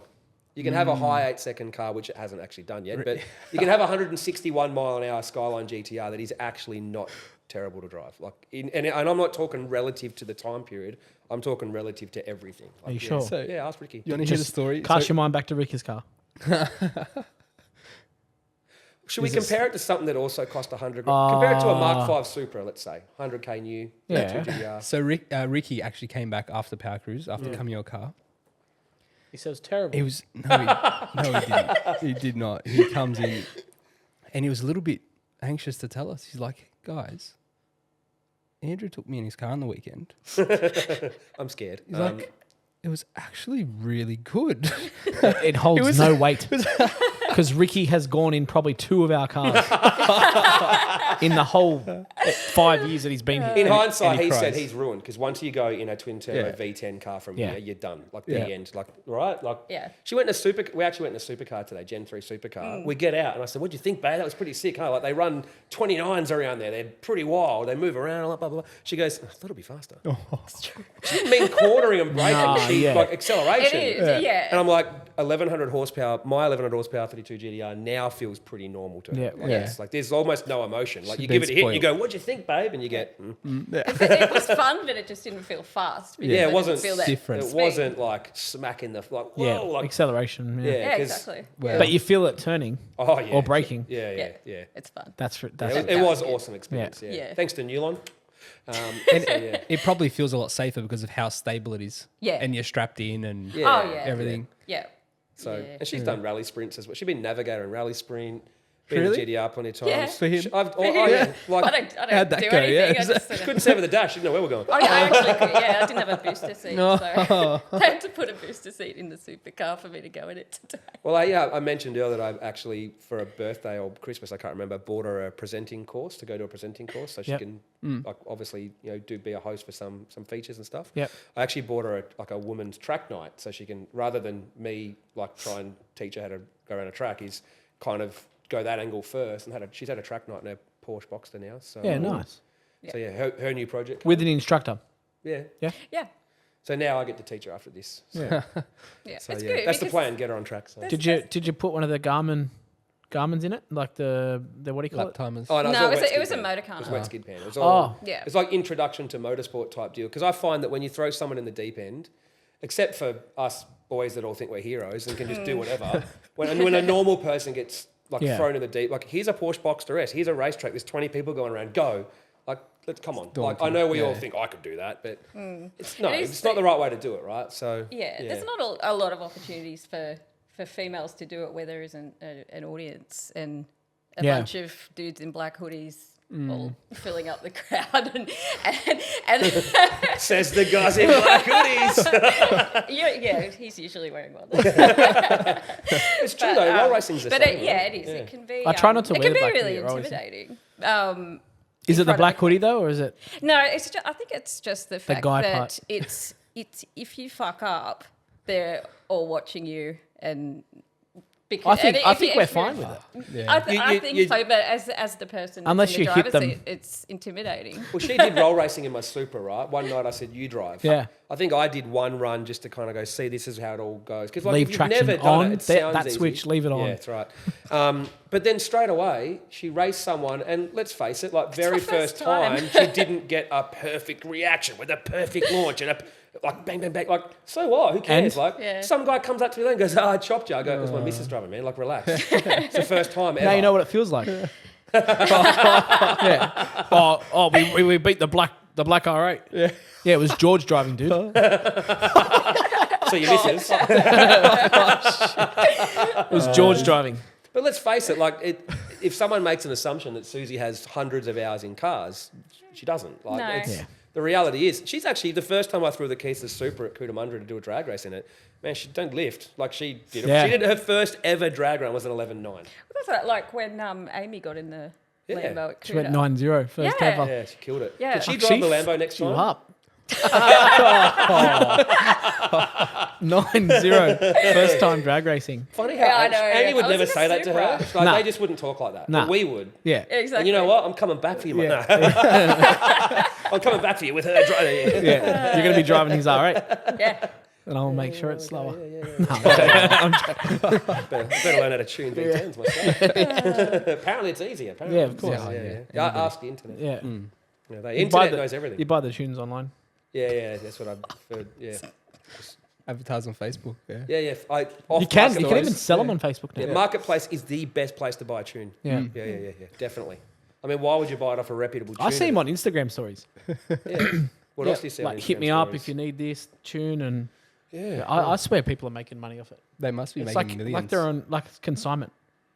It's the best way to make money. One thing I've learned about the internet, right, while we're here on how good the internet is this. I've always said, when someone goes, you should change your setup, you should do this, right, on a YouTube channel, you go, at the time, so not now, my S14 was the quickest, I don't know, some record I probably made up because that's what I do. It was the quickest S chassis around Sydney Motorsport Park. So That my sounded like an attitude- internet call. Yeah, internet call. I didn't say it was a record. I said the lap time is technically the quickest S chassis around there that's not like a pro class Yeah. space frame thing. So it's Yeah. still an S chassis. Yeah, right? quickest But I never motive. claimed quickest silver. I said the Quickest jet multimedia S14. quickest grey S14 with a APR 1000 wing that's got a Driven Samsung by Andrew- differential driven by John Boston this day and Andrew Hawkins this day. That's the record. Yeah. So my attitude is And what time was it? on minute 33. Point Wow, it's something. quick. Yeah, it's quick. It's not retarded quick, Yeah. but it's Yeah. quick, Quick, right? yeah. You guys know that's Yeah. quick, right? Yeah. Better go quicker this year. So my attitude is, if someone says you should change your setup, I'm like, cool, man. Have you done 32s in your Sylvia or what? Like it's Yeah. Now, if they're a suspension 28s engineer, even. that's different. Like if you're a suspension engineer, you're a specialist, you've worked on heaps of cars. It's like, cool, I'll take you, I'll listen to you. But you get some people on the internet that go, oh, well, you should definitely change your setup. Have you done a 32 around there, bro? Like, you haven't, so shut up, right? Like, it's just happens all the time. It's like, What's your best time? Because you're not pro driver. I haven't driven it full everything, so excuse book is already out. Like, hang on. Hey, Minute 47. I'm going to go to page 20. Okay, I haven't driven it on new tyres on full power, so I think I've done a 37 in it. And that was no wing. 37 still quick. I did a 37 just like, I think it was like 3 months after World Time Attack. It was like a Newland Nationals day. I said, let's just take it. And I think I just stayed on like 20 pound or whatever and just had fun in it. And it's same deal with typical What crap. tyres? Just whatever was on it from World Time Attack. So AO50 Yokohama 295s. Yeah. 295/30. So soft. Yeah. If you want to know full. Yeah. I'm comparing it to my factory road car, factory tyres. Oh, yeah, cool. Yeah. You say, what you're saying is you would We're like 2 to seconds have apart. a showdown. Yeah. I'm going to fuck you up. You are dreaming. I'm actually gonna fuck you are up. dreaming. When that car Am I comes driving back, the when that S14 car this year? comes back, Am I driving the S14 this year? Hell no. You're Actually, scared. speaking of that, I You're used to scared. I drive the S14, you drive the Porsche. I do love driving a GT3 RS or a GT3. I've driven a few in America. I'm mates with the guys from Dream Racing, so every time I go there, my mate drive the Steve cars. Jones, g'day Steve, if you're watching, he always goes, what do you want to drive? I go, what do you want me to drive? And he goes, I don't know, what do you want to drive? And it just turns into a bit of a like stupid Yeah. game. And I go, do you actually need content of any of these? And sometimes he says, yeah, can you actually get stock footage of this, and we'll get this? And sometimes he goes, I don't care. It's Yeah. like, so last time it's like, oh, I haven't driven the new GT3. He goes, okay, how about we drive the old GT3 and the new one back to back? Yeah. It's like, yeah, let's do that. So, Yeah. so yeah, I get to like thrash some pretty cool cars over there, to be honest. That Yeah. No one in Australia will let you touch, let alone Good. So you've drive on a driven one. circuit. So there's none of these, it's first time. Yeah, no I've driven one excuses this flat time. out. Yeah. Yeah. If I drive you a GT3, I'm not fucking around. You're ruining the excuse book for later. Oh no, there will not be an excuse. Okay. Okay. Shit. I can go to page 63 and say, well, technically you've driven it in better conditions than me. The tyres were better when you had it. You drove it at They're gonna be green. 22 Green. degrees You haven't ambient driven temperature. it. Brand new tires. How many laps do I get? How many Five? do you need? No, you need 10. 5? 10? 10 laps? All right, we're on. Yeah. Cool, sweet. All right. And I'll get 10 of the. Oh, it won't S14. do 10 laps. It's a time attack car, bro. It's one flyer, then cool it down, then another All right, I flyer. want 10 goes of that. That's not going to take 4 weeks to do, man. What is this shit box? It needs to be. I'm a realist here, right? I'm going off track. All right, so No, I it's get pretty what, good. 4 It's laps? pretty good. It's pretty good. It's a. I need at least 3 flying laps. Oh yeah, you can do that. Yeah, but you can't do it back to back. Nah, They're too Yeah, wicked that's up fine. to do that back. I'll to put back. 4 Yeah, hours yeah, yeah. aside for it. It's actually pretty wild car. Like it's so much fun, but it's stupid. Like Yep. it's like driving a high 8, low 9 second GTR, but then add corners and. I'm actually quite serious. So, what we're going to do. This is like You're in trouble. now. tangent. This is like you guys talk about something else. You're in right? trouble. We're getting into like it's gonna yeah. Yeah, I'm not joking. So, what we're going to do is Why am I laughing we're then? going to take both cars, Yep. right? Is yours registered? No. No? So, can we put plates on it? We're going to put plates on it. That's what I everyone don't know does which these workshop days. in Sydney's Yeah. putting the plates on. We're going to put plates on it. No, just for the sake of Well, it's a being street able to. car, right? Yeah. Yeah. It's not a race car, so we can race at the same time. It's not an 85 street car. Yeah. Do you need a full team for this car?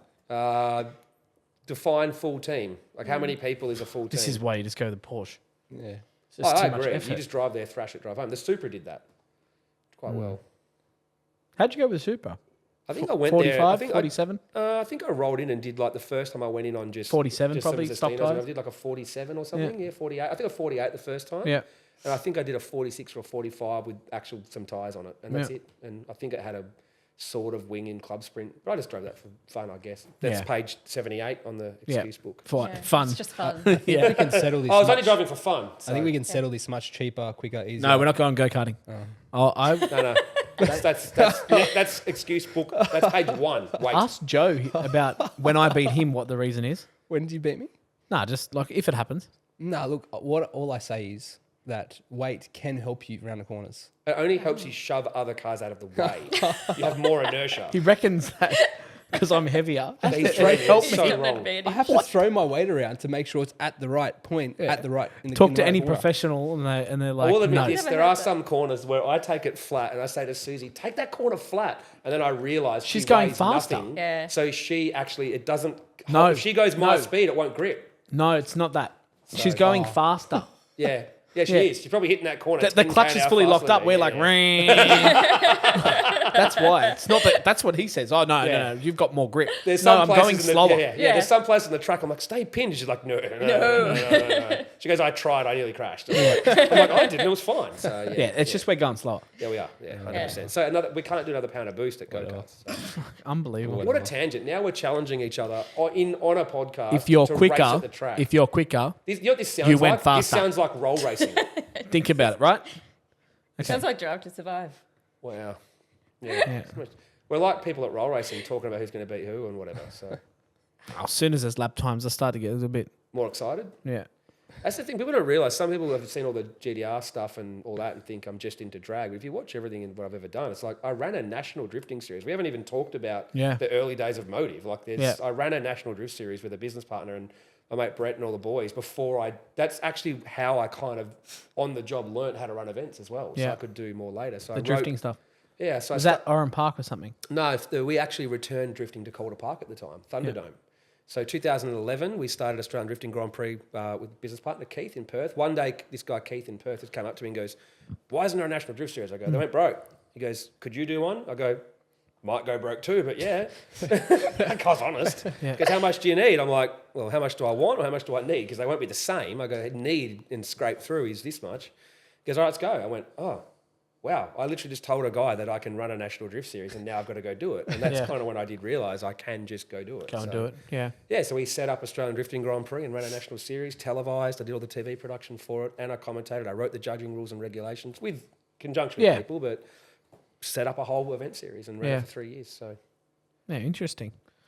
We got should some write a book, questions. Hawkins. You should write it. Are you going to do a know, bio? auto- We auto haven't biography? touched on like so much Yeah, stuff we've done. I've- Like, yeah. every car has Just a scratch the backstory, surface. especially the GDR. Yeah. Would you read it? No, I've heard of it. I have to live You it. wouldn't have time. I wouldn't. You got the I don't audio book going. Exactly. Have to. Imagine if I did the audio Live. It'd be like, this Can't book's turn it off. 783 pages and he reads it in 40 minutes. That's what I was Yeah. thinking. If you did, that'd be the quickest audio book ever. Ever. Yeah. You give them away with the GDR festival tickets. Yeah. Yeah. Yeah. That I did warn you. Like, paper, like what is it? Paperweights. see what I got. See what I got. This is how this goes all the time. It's real love. Love. Yeah. Yeah. Bring me back to earth. So when are you guys getting married? Are we getting married? Do we need We to? don't have time. We have some crazy engagement party just so she has a ring, I guess. So, Yeah. Yes. yeah. That's that. Maybe that's. You guys want to come party? We'll Always do the always party up for part. party. Yeah. We don't have to call it engagement party. Just do it. Just be a party. So, We'll yeah, call it just an have a engagement party for the hell of it. But Yeah. yeah, Yeah. you can bring an R8 as a gift. I Yeah. guess. As a gift. Yeah. That'd be What if just. it's an event and you buy tickets to our engagement party? And that's how you give us a gift, is by buying a ticket. Yeah. Can we do that? Is Well, that could end up cheaper than buying the gift. probably would. Yeah. It actually would. Can you imagine like a ticket this huge? Like there'll be fighter jets flying over and like roller coasters, and there'll be like This- an 80s band How much is playing the Motley ticket? Crue. I don't know. By the sounds, sounds like 200 $1,200 grand a ticket. It's worth $2,000. Easy. Sounds like he's buying an R8. the common theme here. We just keep looping back around to when are you buying The it? only way this is going to work is if he says all this stuff's happening, we rock up and there's nothing there. That is actually the only way to make money in an event. It's like Fire Festival. Yeah. Yeah. That was GDR Festival's on. Everyone turns up. Just nothing. that was overseas, right? Yeah, There was a big. Well, there was one in Melbourne too, apparently. Really? A car event that everyone joked was Fire Oh, Festival. yes. Yeah, we'll leave it at that. We're I gonna was talk there. about that. Were you Yeah, there? you were there. I laughed Yeah. at you. Oh, you went there. I did actually say, "Are you seriously there?" And She's you're the like, only "Oh, entrant. Oh, we were there. you co with we, Motec. we were there for Motec. Yeah. But that's we've said too much. That's Yeah. just, Cut so many tangents we could take. What tangent do you want next? questions. We did Oh, get what no are questions. questions? Oh, there's actual questions. Yeah. Which ones are you going to ask? Or Babe, I'm going to warn you. we've this pretty much could be gone through bad. whatever I would have asked. So we'll just do the Could questions be from. bad. Yeah. Yeah. That's what he meant. Yeah, okay. Do I have to answer each question? No, I'm not going to ask. Shit We're only ones. going to ask good ones. Yeah. Ask the shit Just ones. do I at wanna least know. I one want to know shit his one. answers. Okay. Not one that's like some hater that's derogatory, but like just, Ask them. you know. Yeah, okay. Oh, can I ask them back? Of course. Yes. How good would that be? Inception or something. Shit. So as always, we've asked a question on our story, to see what people want to know.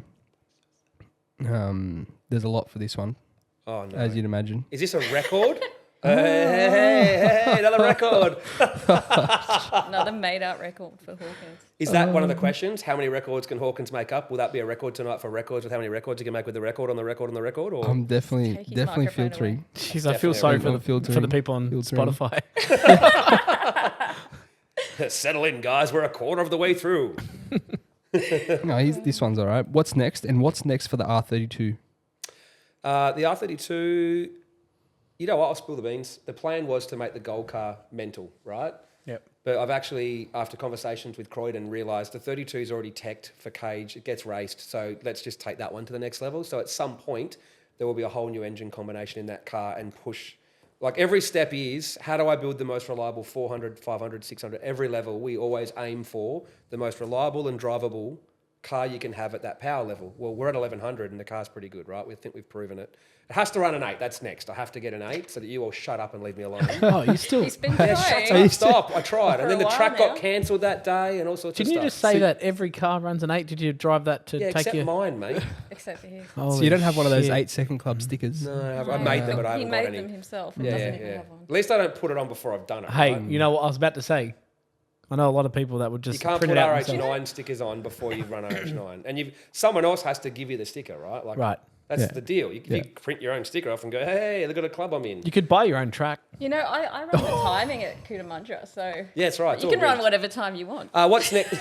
What's next is run an 8, and then I might be taking it to America for a little while to sort of have some fun over there. I don't know the exact plan to that yet. It's kind of evolving. May or may not happen. Keep it manual, right?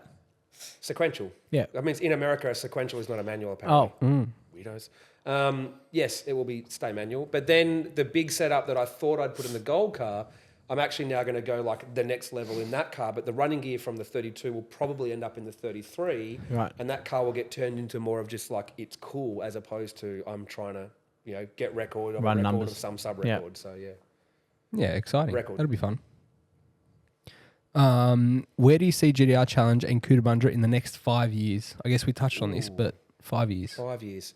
I would like, obviously, there's only so much keep getting faster you can do before the rules have to get reset, right? So you build a set of rules, and this has already happened, right?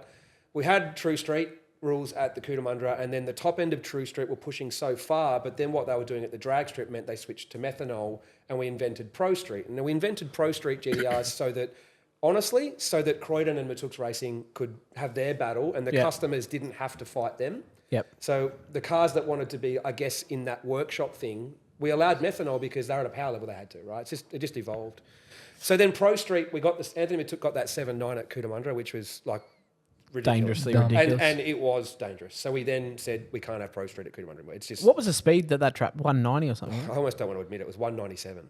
That's ridiculous. Christ. Like that is just like Yeah. And yeah, he's not normal normally, right? But that was he got out of the car and said, "I'm never doing that again."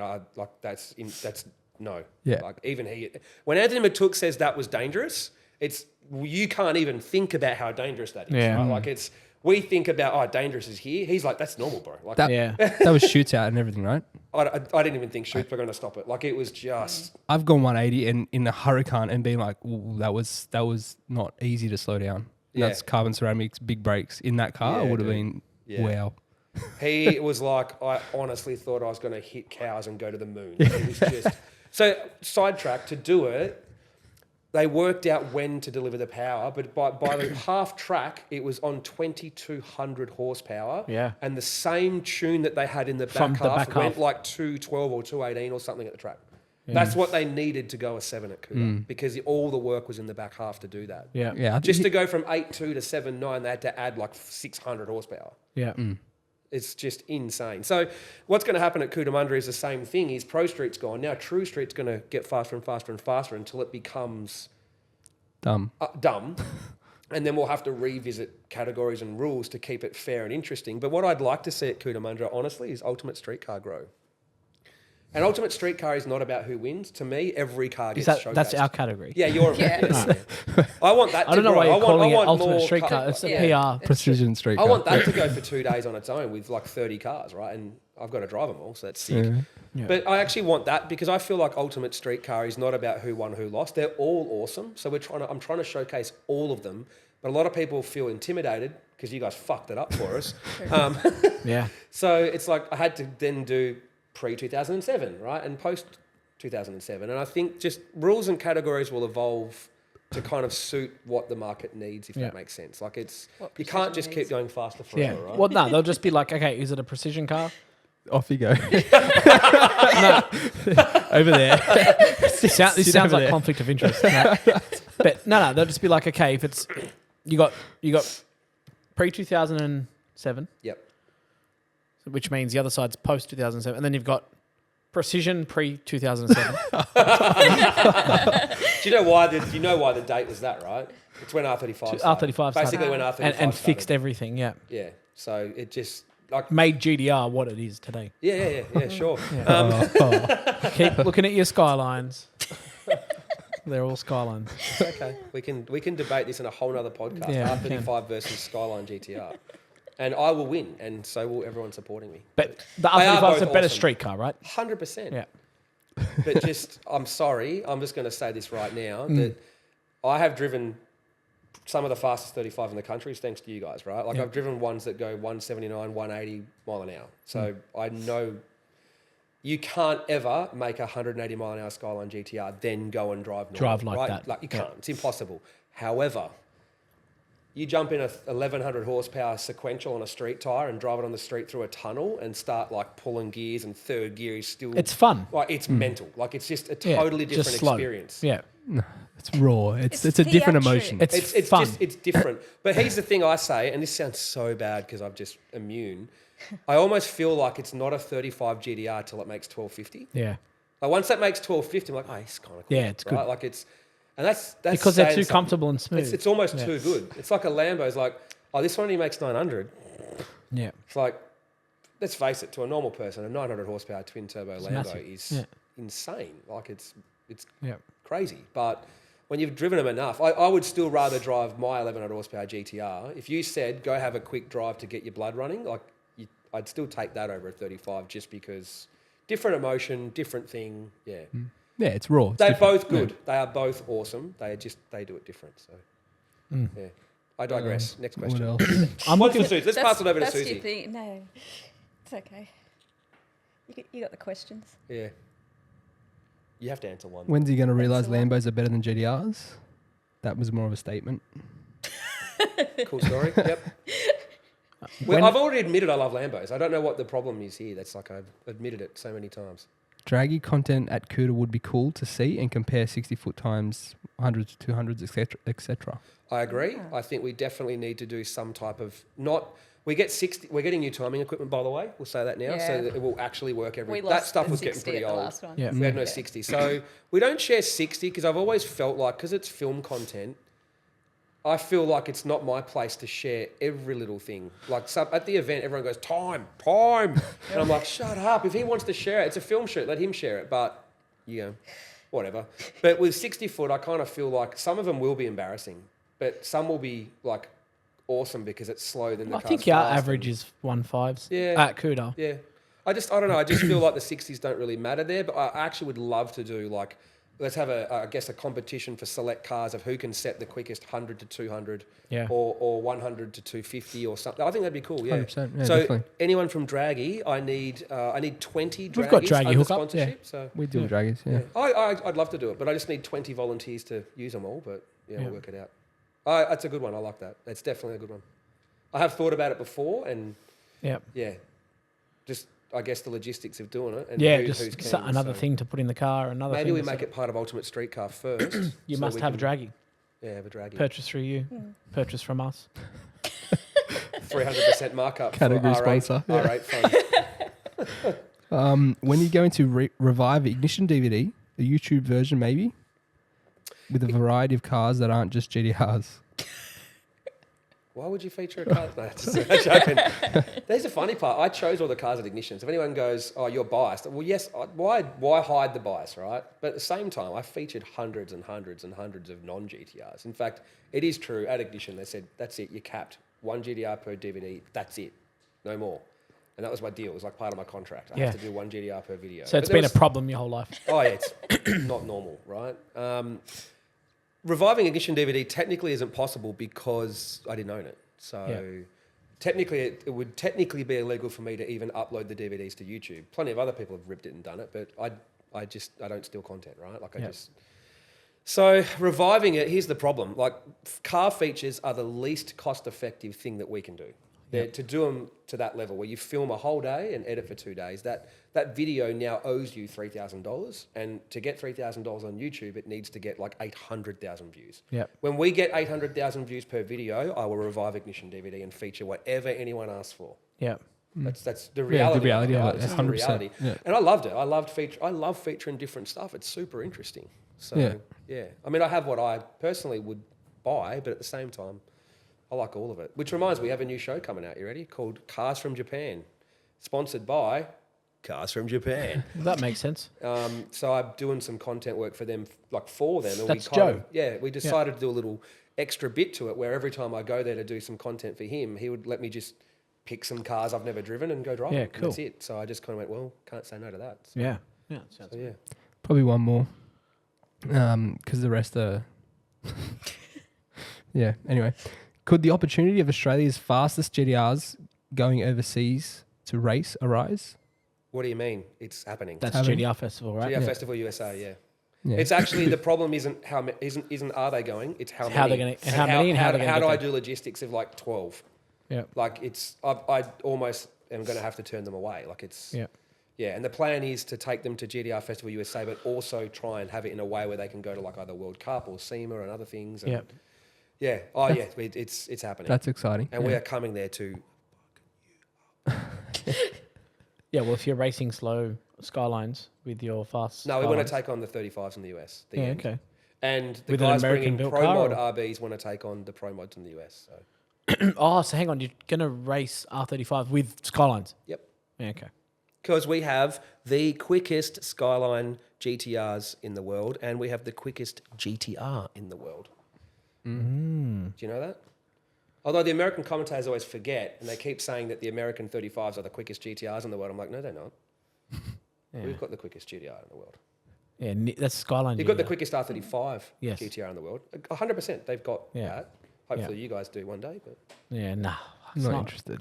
The amount of money that Oh, gets, it's crazy. ridiculous. actually, I actually really enjoy the rivalry. Yeah. Have you know John Odom with the Street Outlaws no prep blown R35? Blown. Yeah. You know, he keeps saying, world's quickest GT. He is a legend, that guy. When I met him at TX2K, he is a champion, right? And off camera, he goes to me, the day they stop whinging about me saying it is the day I stop saying it. Like, the guy owns a bunch of 35 Yeah. GTRs. He knows it's not a GTR, Yeah. but he loves stirring everyone up. Yeah. He loves stirring up the other guys that have the two-wheel drive and the Pro Mod 35s gone, if you guys are 35, so am I. Like, he kind of just stirs everyone up with it. He's so funny. Like, just awesome dude, though. So Yeah. I wouldn't mind bringing that car to GTR Festival just so Yeah, it was GTR. so I can say I've got the quickest GTR in Australia as well. So Yeah. Why not? could happen. Like, who knows? So yeah. All right. Do I go on to my questions then? Yeah, let's do You've been watching the podcast. You do, so you know the questions. No. I'm just gonna pretend I don't. So. Okay. So I'm going to alternate. Okay. Okay. Right. Susie first. You've got about 5 seconds to answer the question. Okay. First answer that comes to mind. Don't think too deep. I'm Never. going to start with start with Susie. What were you afraid of as a child? Nothing. That's a lie. Machine. Nothing. Not that I wasn't scared of anything. No. No. What about now? Nothing. Well, that makes sense. Me Yeah, talking too much. I'm not really scared of anything. I mean, I guess as a parent, you worry for your kids. Then that's so, it. Yeah, that's kind of the only thing that That's I good. worry about. But I'm not scared of anything. Yeah. Yeah. No greys. No greys. No. Yeah. No. Not yet. I don't know. Yes. I don't know. He has aged me terribly though. Really? Simpson. No, it's a Simpsons. nice. I know. But When Homer says to Marge, "Don't you love being married to someone that's recklessly impulsive?" and she says, "It's aged me terribly." Like it's, yeah, yes. He wasn't joking. But yeah, no, I don't. I can't think of anything I'm actually scared of. No. Yeah. Okay. All right. Andrew, who is your hero now or previously? now? Ken Block, Previously. Tom Cruise in Maverick. So Very good. Susie, what is your favourite body part? Of mine or of Thank just in God general? You've got a female. I have been waiting for this day. what's my favourite body part? I'll- of hers? I can ask what's you that. Is it what's my favourite? It can be body part someone on else's. me or someone else's. It can be Andrew. Oh, what's my I dare you. Jeez, this dude. Yeah. Dare you to say it. Go on. Do it. There's no filter. You have a favourite We don't stuff body around. part? My favourite body part Go. on me. Yeah, let's do it. I've got a pretty good nose. Nose. Okay. And Good what nose. about on Andrew? His legs, because he's decided to wear shorts today and 'Cause get you them forgot out my for pants. I forgot So to you bring didn't his- actually have something in I forgot mind. to bring his pants. yeah, there we so go. All right, get yes, rid of my it. favourite body part is Yeah. on display. Yep. I feel like there wasn't. She's lying. We won't go there. What about on Joe? That's that beautiful next face. of his. question. Yeah. Not his nose. I knew where you were going with that, eh? Oh, God. Lucky Aaron's perfect. The surname and the nose are proportional. Yeah. Directly I've wanted proportional. to say that for so long in public, but yeah. Okay, Andrew, if you were a fruit, what fruit would you be? Fruit Loop. Fruit Loop. Not what are you? Oh, okay. Which fruit would I be? Yeah. Ooh, banana. It's so weird. He's trying I'm to done. answer the last question. Why is it? Because I'm a dick. Subconsciously, every male chooses banana. No, I actually didn't think of it because I want to be a dick. It's just thought, if I'm going to insult myself before someone else does. I think the problem is I'd be the a first one watermelon. is what is your favorite body part? So you start thinking about your You favorite. start thinking about So That's why it's subconsciously written you on say purpose, banana. Yeah. But I didn't build up that way. I wanted to insult myself before someone else had the chance to go, he's a fucking banana. Ah. See what I mean? So if I call myself a banana, your insult doesn't work Yeah, anymore. yeah. That's so I went for the most, I guess, self-deprecating. yeah, exactly. See? Yeah. She knows the words better than I me. gotcha. Okay. And banana's bad, is it? Bananas are tasty, I guess. Yeah. Yeah. Okay. Susie, what are you most looking forward to? Ooh. What, tonight think- or in general? Looking forward to. I think Right now. right. Business-wise, I'm looking forward to a lot of things because I think we've got a lot of momentum now, Yep. and we've got so much planned. Like there's so yeah. much We didn't in even the get, pipeline that we want to do. So and it's exciting. It's exciting. we've only had every It's major heaps to do. YouTuber in the world nearly here this year. You know, Yeah. like it's not like we've been doing much. I'm excited for his R8 as well. Yeah. Yeah. Yeah, well, same. That's I've got permission. How good is it? yeah. GDR I have come first. home and I bought a new car. I literally came home and go, I bought a GR Yaris today. She goes, you bought a Yaris? Yeah, just came home and said, I bought a car. She goes, Alright, oh, okay. hairdresser. Like just, Yeah. Until I found out. I one day That's came pretty home cool. and said, you have a choice. You can have a Ring or a project car. What do you want? She goes, I don't know, project car? What Well, is she's it? already got your last name. Yeah. So Exactly. Wait, yeah. Yeah. I'm like, that was Ring or free. project car? What do you want? She goes, Porsche. All right, cool. Oh, 100%. That's why we got the Porsche Boxster S. Yeah. Manual. Yeah. Yeah. Yeah. And it meant a Boxster S. Not a Yeah, of normal course. Boxster. Not just, POV pack. Yeah. You went S. Yes. Yeah. S for Susie. Wow. This is getting real cute. Okay. What is one thing you wish you enjoyed more? Oh, that actually is. You can look at that two different ways as well.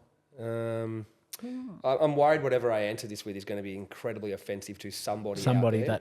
that you should have enjoyed. Yeah. I wish I enjoyed repairing cars more. Yeah. I love modifying a car. Like if it's like, let's fit this turbo kit. Yeah. It's like, I gotta fix a broken gearbox. Fuck. Like I Yeah. hate repairing cars. Yep. Like So you wish hate you it. enjoyed that. Yeah. I wish I enjoyed. I think everyone's got repairing that same. it. Yeah. Yeah. I wish I enjoyed eating well and exercising. Tell me about it. That is it. That is it. That takes the I cake. don't though, so I don't. I'm like, hey, babe, should we get exercise and healthy together? She goes, no. That takes the cake. I will take the cake. Wow. Okay. Money or happiness? Happiness. Duh. Of course. No, Obviously. well, he's got no money. So. But if you had if you had money, you might be happy. Yeah. Ever seen anyone frown? I actually don't answer that. I've seen plenty of people frown at an R8. Yeah. But That's when they're passenger. yeah. Yeah. No. It's, we can be happy Of without course. money. We can, Yeah. or with money. But it's more important to be happy. Yeah. Of course. If you had the Yeah. option, you'd have it with. I There's an don't think option. anyone would answer that question. Money. Oh, Would they? Some Have people they? do. No, they, Oh, they really? do. Oh, yeah. Because they always say that, well, but the money will then buy me happiness. But if it's a black and Well, white, you can have one or the other. Yeah, I'd choose happiness. Because then otherwise, choosing the money, then you've got But how broke you've are got a you? chance of not being happy. How broke are you while you're happy, though? Like, Does it are really you on matter? the street Does and it matter? somehow happy? What? Probably, yeah.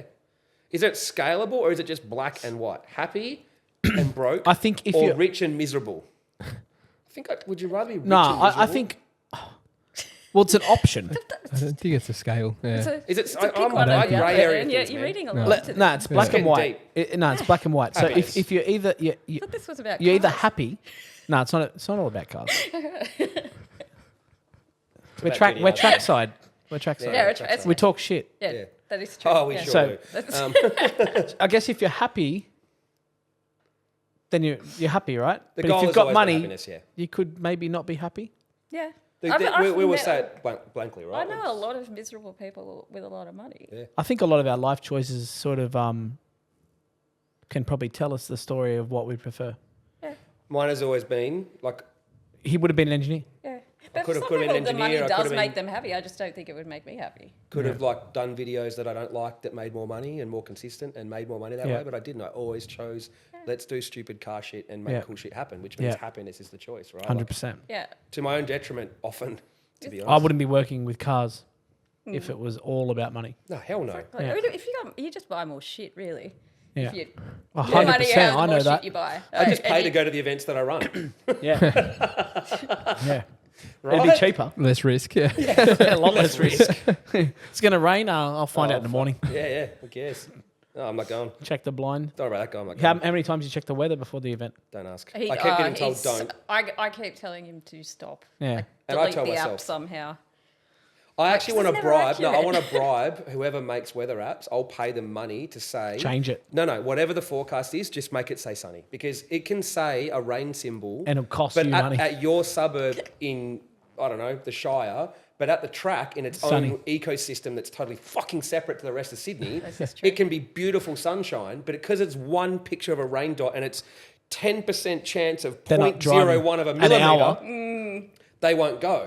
I just wish it just said a rain symbol should only come up if it's 100% chance of That rain. little icon can ruin you. I've That seen icon. rain. Yeah. I've seen rain signals saying 0% of 0.1 mil. But people don't read into it. They just see the rain symbol and go, yeah, not going. Like Andrew, But it's so Andrew's broke. inaccurate. Bye. Like a Jambo when it Yeah. said on the weather app it's not raining. It and said it was wasn't raining, hailing. it was hailing. Yeah. Well, it wasn't raining. Well, Maybe yeah, they technically. pay. Maybe they pay. Maybe they pay. Maybe they pay the app. people Maybe to it's say their sunny. app. No, because Jambo's been hammered by rain. Hey, what was your last Google search? Hey. Do you want me to, oh, my phone's Oh, up your there. phone's up there. Let's check Susie's then. Is it it's our address, isn't it? Oh. Yeah, probably. Yeah, it'll be your address or something. What did I Google something stupid today? I must have Googled something dumb today, surely. I Right? always Google dumb stuff. We Google, like sometimes you'll be talking away. and you Precision go, racing. What to wear on podcast? Where are the nearest shop that's open that sells pants? Pants. Male pants. Yeah. Okay. Kmart. Andrew, what was your last impulse buy Everything. apart from that? Last. Was it the Yaris? No, I've had way more Impulse impulse since buy. that. So, impulse. something I've stupid. actually calmed down probably the last 12 months because I feel like I've just bought so much crap. But I'll impulse buy like a watch, sunglasses, pretty every now and then. That's something stupid. But what was the last, I guess, stupid one? Probably a car. What's the last stupid car that I impulse I bought? don't know. I've got a project car that's downstairs that no one knows about yet that I impulse bought one night at Cootamundra while pretty tipsy. It's nothing like what anyone would expect. I did that. The GR Yaris was an impulse What was the buy. car? I can't tell you. It's a new project car. GR Yaris was actually piece of impulse. shit, Everyone was buying it online, and I just went, yeah, I'll deposit one of those. Like, deposit? Okay, cool. I reckon I know what it is. I'm going to guess. Go, guess. Nissan Pulsar. It's not that guy. No, just No. go. But well, yeah. It's not quite that different to what we do, but it's very different. And actually, I take that back. Pulsar GTIs are sick, and Triple S Pulsars back in the day were awesome. I was thinking, and Pulsar ETs were my arch nemesis in my MX6 Turbo on the illegal drag strip in Canberra. Okay. All I raced was Courtiers, ET Pulsars. All I heard was Pulsar. Yeah, that's right, yeah. Yeah. Hi, Ben. What motivates you the most, Susie? Coffee. I think Yeah. it's getting near coffee time. Yeah.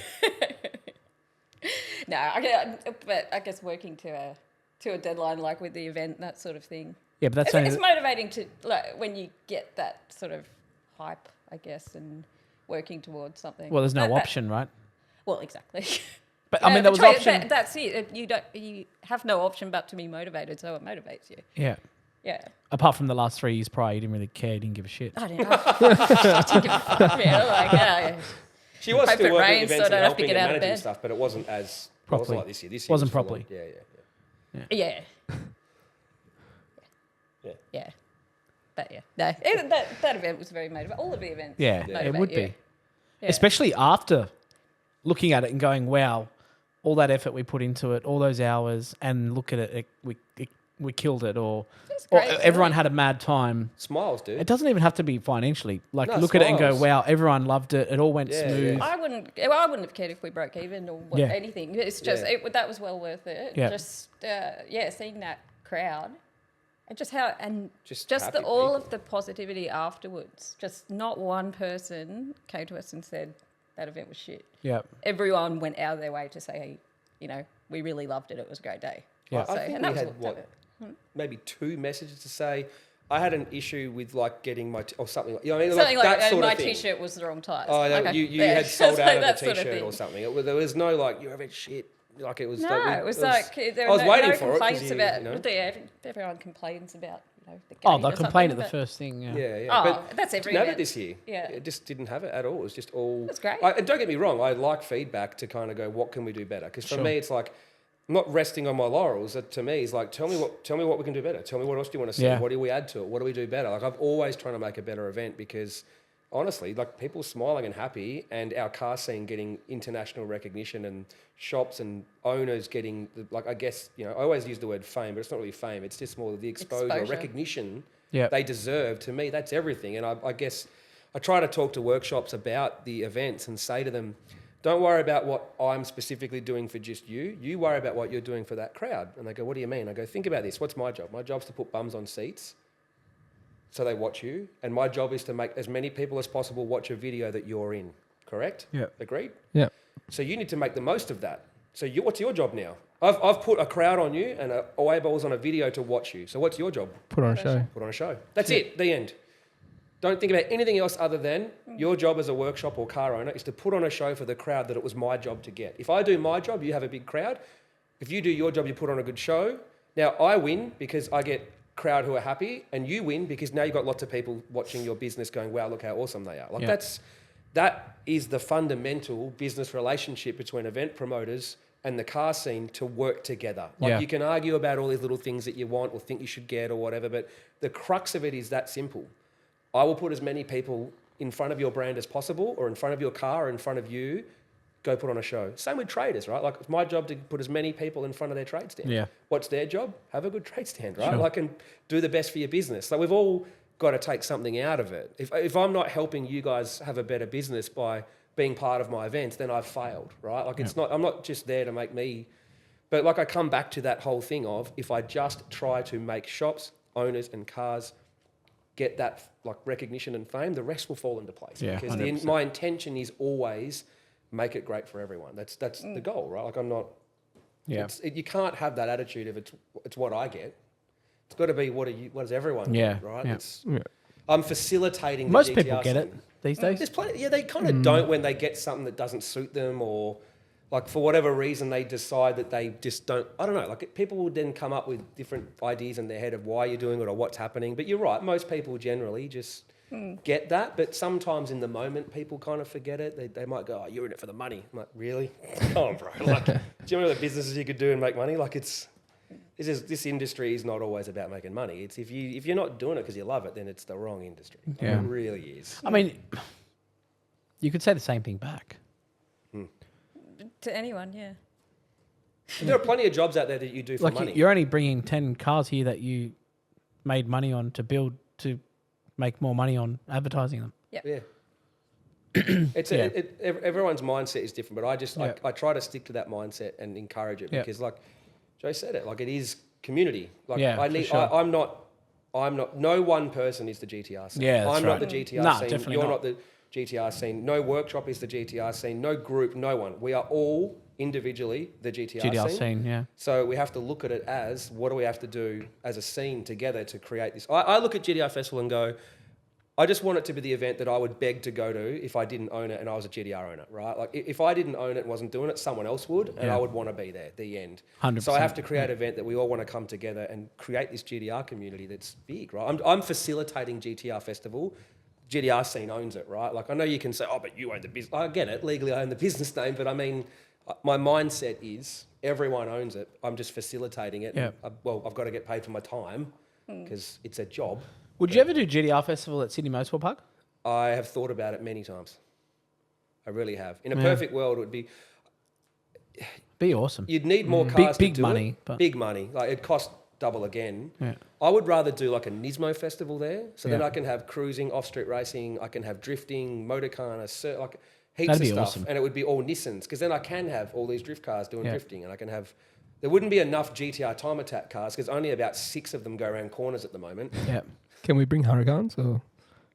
Only if No. I get to race you. Drivability test. I think a Nismo festival would be the go at Sydney Motorsport Park, and it's been sitting in the back of my head for how long? Oh, a long time. A long time. You've always, yeah. I think I heard You've it. always wanted it Yeah, to be. I think I've heard Always. you saying it But before. how many events can But I it run just, without a yeah. dedicated Where do you event draw team? the line? Yeah. Anyone out there is a qualified event manager that I can boss around for a year. That would just apply at, yeah. You have to work for next to nothing to begin with, but I promise you later. Just, yeah. Yeah. But the thing is, if we were in that for the money, I wouldn't be doing it because Yeah. I do it because I love it because I've been to every single event of his and everyone else's event with him. Like I've gone to the track that many times, and I actually just love it. It's not like fuck off Hawkins, I'm going to go shopping. Yeah. I show up there and do it for free because it is actually an awesome community, and Yeah. I've met some amazing, People. like really great people. I love it. I go to every Cootamundra, even though there's only a Like handful us. of females there. Yeah. You met some amazing I love it. Yeah, I people. mean, you've seen I get to hang out with you guys. Yeah. Yeah. We've had some fun. We take her up to we take her up to rooftop bars. Yeah, and- yeah. Sneak into owners' parties of a brand that I don't own. God, that's a story. But That not was for a fun, though. podcast. Not for podcast. Not Yeah, for we'll keep that one podcast. off. I thought it was funny. I get to the rooftop and I'm like snuck in, and then I get in there and I knew half the people there. It was, and then you're like, "Oh, Hawkins is fine." So yeah. They won't kick him out now. He's talking to No. other car owners. So, so many. We've missed half. There's so many stories. Not Oh, we could keep going. Yeah. Yeah, we're just Hey, did you know your episode of Hoonigans This versus That Down Under each week on Monday? Yours is the next one, so it'll actually be live tomorrow morning at the day we're filming this. But this one, I don't know. Oh, Yeah, right. yes. Okay. So it's already out. So, by the watch time it. they Go watch back. this, they'll have to go back and watch it. Yeah. Yeah. That's exciting. That was a good day. That was a great event. When we organise that, right, everyone always carries on about, the matchups and that wasn't fair. But on paper, when you're sitting there working out who against who, on paper, they all look like good matchups, Yeah. right? We got to the point where it's like, that's like a 600 horsepower R35 and that's like a 2,000 horsepower R8. And they're like, they're racing each other. I'm like, they're both precision cars from the same shop. They go, that's probably a good thing. Like, Yeah. it's like, there was no choice. Yeah. It wasn't like, because they're same shop. It was just, we just looked at every car and went, every car here's getting flogged by those two cars. Yeah. Put them together. It makes no sense for Yeah. yeah, exactly. Yeah. So that's, yeah. I tried. And to it was speed close up. race. It It was was a good. It was good good. episode. Yeah. That was It was good, That yeah. was good.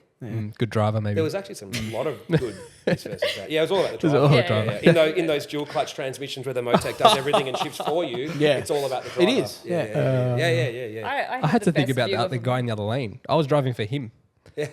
I actually thought Aaron was operating the laptop and driving I was. both cars from the pit. That was to the remote. aircon. It was remote. Remote drive tune, remote drive. Yeah. No, I will say this. I know we joke about it, but honestly, you might think it's easy to drive a 1,600 horsepower R35, and it kind of is, but isn't, if that makes sense. Like I think it's more of a case of it's easy until all Something- of your strategies, something Something went falls out out. of a parameter, Yeah. and suddenly it's got wheel spin in fifth. Yeah, yeah, Like then it's, whoa, okay. Yeah, Like, yeah. hang on a second. Stuff goes wasn't wrong ready for that. real quick. Yeah. Yeah. I have seen a GTR pull third and end up facing in 45 degrees towards a gutter that's on a racetrack. Yeah. And it's pretty scary yeah. in those things. Yeah. Yeah. So the skill isn't the drive when it goes right. The skill is the drive When it goes wrong, 100%. And they go wrong Yeah, it happens. at speed. It can get hairy. Yeah. So yeah. Yeah, I know. We have to test drive all these fucking things. I know a guy. No, you don't want to do it. Full-time employee. Yeah. We daily. risk That's all Joe we does risk now, a lot right? every time. Huh? That's all Joe does now, right? What's that? No, we share. Actually, No, Aaron's we a have to do it. very bad passenger. Yeah, so I don't do passenger. I have to I know, drive. it's so good. Yeah. I actually, like, when I get to take him as a passenger, I'm like, yeah, sick. Not I'm interested. actually going to stay pinned. Have you so noticed it far doesn't past happen the very finish often line. now?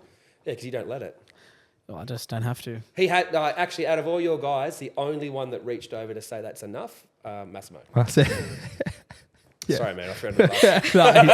He's a bitch too. I actually saw he was about to do it, like, and I kind of went, "Oh, he's about to do it. I'm off, right?" And then later he goes, "Oh, I was about to do it." I'm like, "You pretty much You did." did. You pretty much did it. John Rick is just like, "Yeah, whatever, cool, bro. When are you going to go fast?" Like,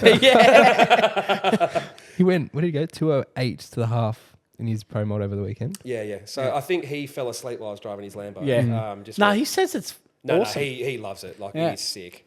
It was more the reference to his Yeah. drag car. Yeah, Metcalf in Forge was like pumped. He was Yeah. like, Yeah. yes! Yeah, I swear to God, he would have said, keep going. He was like, He's if clapping. we had 3 kilometres, he would have been going, let's go for 400k. Like, he would have Yeah. been screaming at me to keep going, right? I go, dude, we're on fire. I don't care, go. Like, he loved it.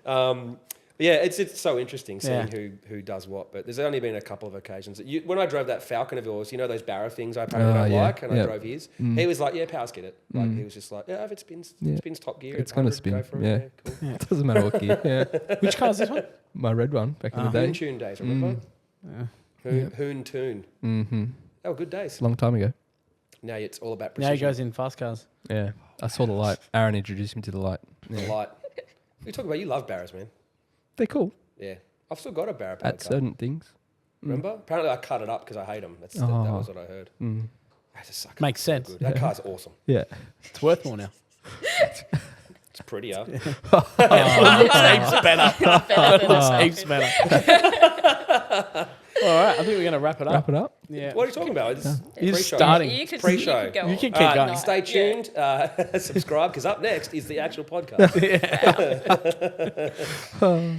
Nah, thanks for coming, guys. Really course, man. appreciate it. Yeah, it's Awesome good. chat. It's even I learned some things about your history and past and what got you to where you are. But it still doesn't change my mind on how you always support the community, and that's what Yeah. it's about. Yeah. You know, creating the hype and I'll keep maintaining doing it. the hype. I got more YouTube guests on the way. We bought a lot this year, and I made sure that those YouTube guests weren't just a part of what we did. I wanted them to be part of everything. Yeah. And there's more coming. Some big names, actually. Some pretty, I'm not saying anything yet. This is- And some will be back. yeah, I think they- they'll all They be had a ball. back. They'll They- all be back, but Absolutely. there's more I coming. think Sakamoto loved us. Sakamoto is a lifelong. He's good at it. champion. He's a lifelong Yeah. member now Yeah. of Australian. You know, he posted up a picture the other day of him doing a burnout, and he's 32, and I saw someone that. commented, "You've been to Sydney, haven't you?" I'm like, "No, he's been doing it for 2 decades." Yeah. But yeah, Yeah. like, it's pretty cool that everyone. Yeah, he loved it. Larry Chen blew his mind. Mickey from Throttle loves it. He wants me to help keep developing his GTR we built in the States for Yep. him. I got another guy in the States that wants us to build a car for him, like GTF USA. A couple of big more YouTubers, like even a couple of celebrities maybe for Summer Nats, and just there's heaps going on. Yeah, Like, good. It's just, be another podcast to just tell you what we think we're going to work on. Yeah, definitely. Well, I think we're gonna have him back on, aren't we? Yeah. We're gonna have him and No. no. No. Who am I coming with? I'll go with anyone. I don't care. He just wants an excuse to have a microphone. Yeah. See? In front of it him, doesn't so he take can much talk. to have a If we get you back on, who would you want to partner up with? Ooh, You need to guess. What's the goal? Is the goal extremely over the top banter where you talk over the top of each other in a constant argument where you two sit back and laugh? Because that's Anthony Matuk, right? We would have some stories. Like, I know he says no stories, and it's a great motto, but we would have some stories. Like, it would be the best. Would he be able to come though with no I don't know. other backup? Ooh. No, he would. He can eat himself. Yeah. You reckon? Yeah, he's Oh, good. we have the funniest stories. It would be hysterical. I don't know how much. I think it we're gonna would have to be reach out to friendly him. for like a podcast, but Yeah. I'd like Herman. Obviously, I'm doing a lot with Herman from Platinum Racing Products. Yeah. Like that would be another one I could would do. Jump on with. I mean, obviously, I've done heaps with Croydon over the years. Me and Mick Mansour always have good chats. I'm friends Yeah. with a lot of good workshops. Like, Yeah. it's, Yeah. I don't know. You pick. Just have a queue of them lined up for a Q&A Yeah. or something. I don't Yeah. know. You just have your own podcast. Wilkins. You can do that. You can't do everything. Light do bulb. everything. Yeah, actually, no, don't go down that rabbit Can you hole. imagine if I tried to do my own podcast? I'd start like 6 p.m. Monday. She'd call me like in 3 days going, "You wrapped up yet?" I go, "No, I'm still on the first one." Yeah. So, And then you'll have to market it. How do you market a But 73 you don't have, hour you don't have to do a podcast? really good job for 3 years. Just the last, like the Yeah, fourth just year. when I feel like it. Yeah. When I feel like he's not doing enough. Can you do a 73 hour podcast or? Nah. Just And cut it? I'm done. You're an hour and a half. And Yeah, hour and a half, 2 hours. It's like, yeah. I've just warmed up, man. yeah. I'm just warmed up. Let's We go. worked all day. So did I. Yeah. Oh, what are you talking about? I just went to the track Media to ride life. the supercar Yeah. and worked. So, I had my laptop in the pits at the supercars. this is by the actually true. way, Yeah. For my actual job. Hopefully they're not Just listening. working from Oh. home. Just working from home. They Had a were race they back. were watching. It's okay. It was good. All right. All Well, right, that's let's a go wrap. Let's get Yeah, cars ready for appreciate Motor it. Runway Thrash. Yes. When's that? October October. 13th, 14th. Or is it 12th, 13th? It's I can't 13th, 14th. remember. 13th, 14th. Yeah, there we go. We'll take some Falcons. Actually, one of your customers I bumped into at the track on Sunday said he wanted to go in that R8 that he bought. So I won't say the name because, I don't want to. Yeah, you've got some customers that want to go, by the way, just giving you a Yeah, heads up. okay. So, yeah. Yeah, nice. No we doubt might, we about might it. even have a YouTuber guest for the Runway Thrash, actually. We're working on that right now, Yep. too. So Cool. Easy.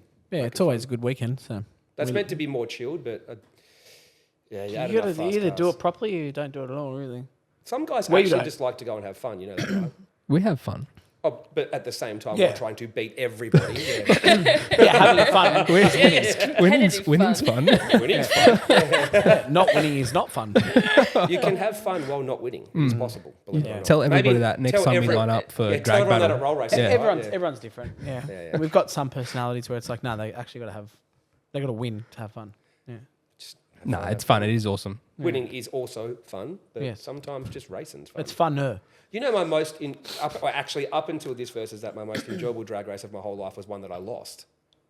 It was to a twin turbo Lambo that wasn't one of yours. It was Graham Harrison at Power Cruise in Yep. they were doing the no prep. Yep. And I had street tires on, and I had the excuse book at page 7, which is I didn't have my drag radials. And then I went, stuff it, and it was wild. It nearly ran into each other and everything. We're both out of wow. control, right? And I lost by someone. Actually, no, I'm not going to say what I lost by because you're going to look for it and prove me wrong if I say by not much Yeah. or a lot or whatever. So Maybe you should. yeah, but then now my favourite race of all time is actually racing Johnny Habib in this versus that because he's Right. a legend, and it Yeah. was just like he was meant to race someone else. That car broke. Then they said, "Who's going to race this guy?" I said, "Not Precision. They'll flog him." So I said, "It better be me." And then I lined him up with hang on, page 7, no practice. So yeah, but it was like best race ever. Yeah. It was just so much because it was like no time card, just two mates, different cars. Why do you need practice for a car that you've owned for 55 years? Oh, I just wanted to open the record and excuse book because it's actually the same book. Yeah, gotcha. No, you just make your own up. It's a GTR owner's manual. You open the GTR owner's manual, it's just a bunch of excuses or records. That's all there is. Manual. Automatic, manual. Sequential is manual. Yes. We should probably let Susie talk for at least 3 seconds before we go, right? Have you got anything else to say? I'm good. Sure. There you go. When are you going to get married? When we touched on that. When We we went have through time. this. We got no time. We touched on that. I just changed my surname to, When are you going to get engaged? yeah, when are we going to get engaged? Pressure's on. She's not kidding. I don't know. Nah. I like Yeah, to- I don't I like have time for that either. Time, bro. When are we I going like to do that? to... Oh, That's okay. We will do it. You can Ask come the to the engagement hard-hitting party. questions. Tonight, you're going to message me and go, you asshole. Nah.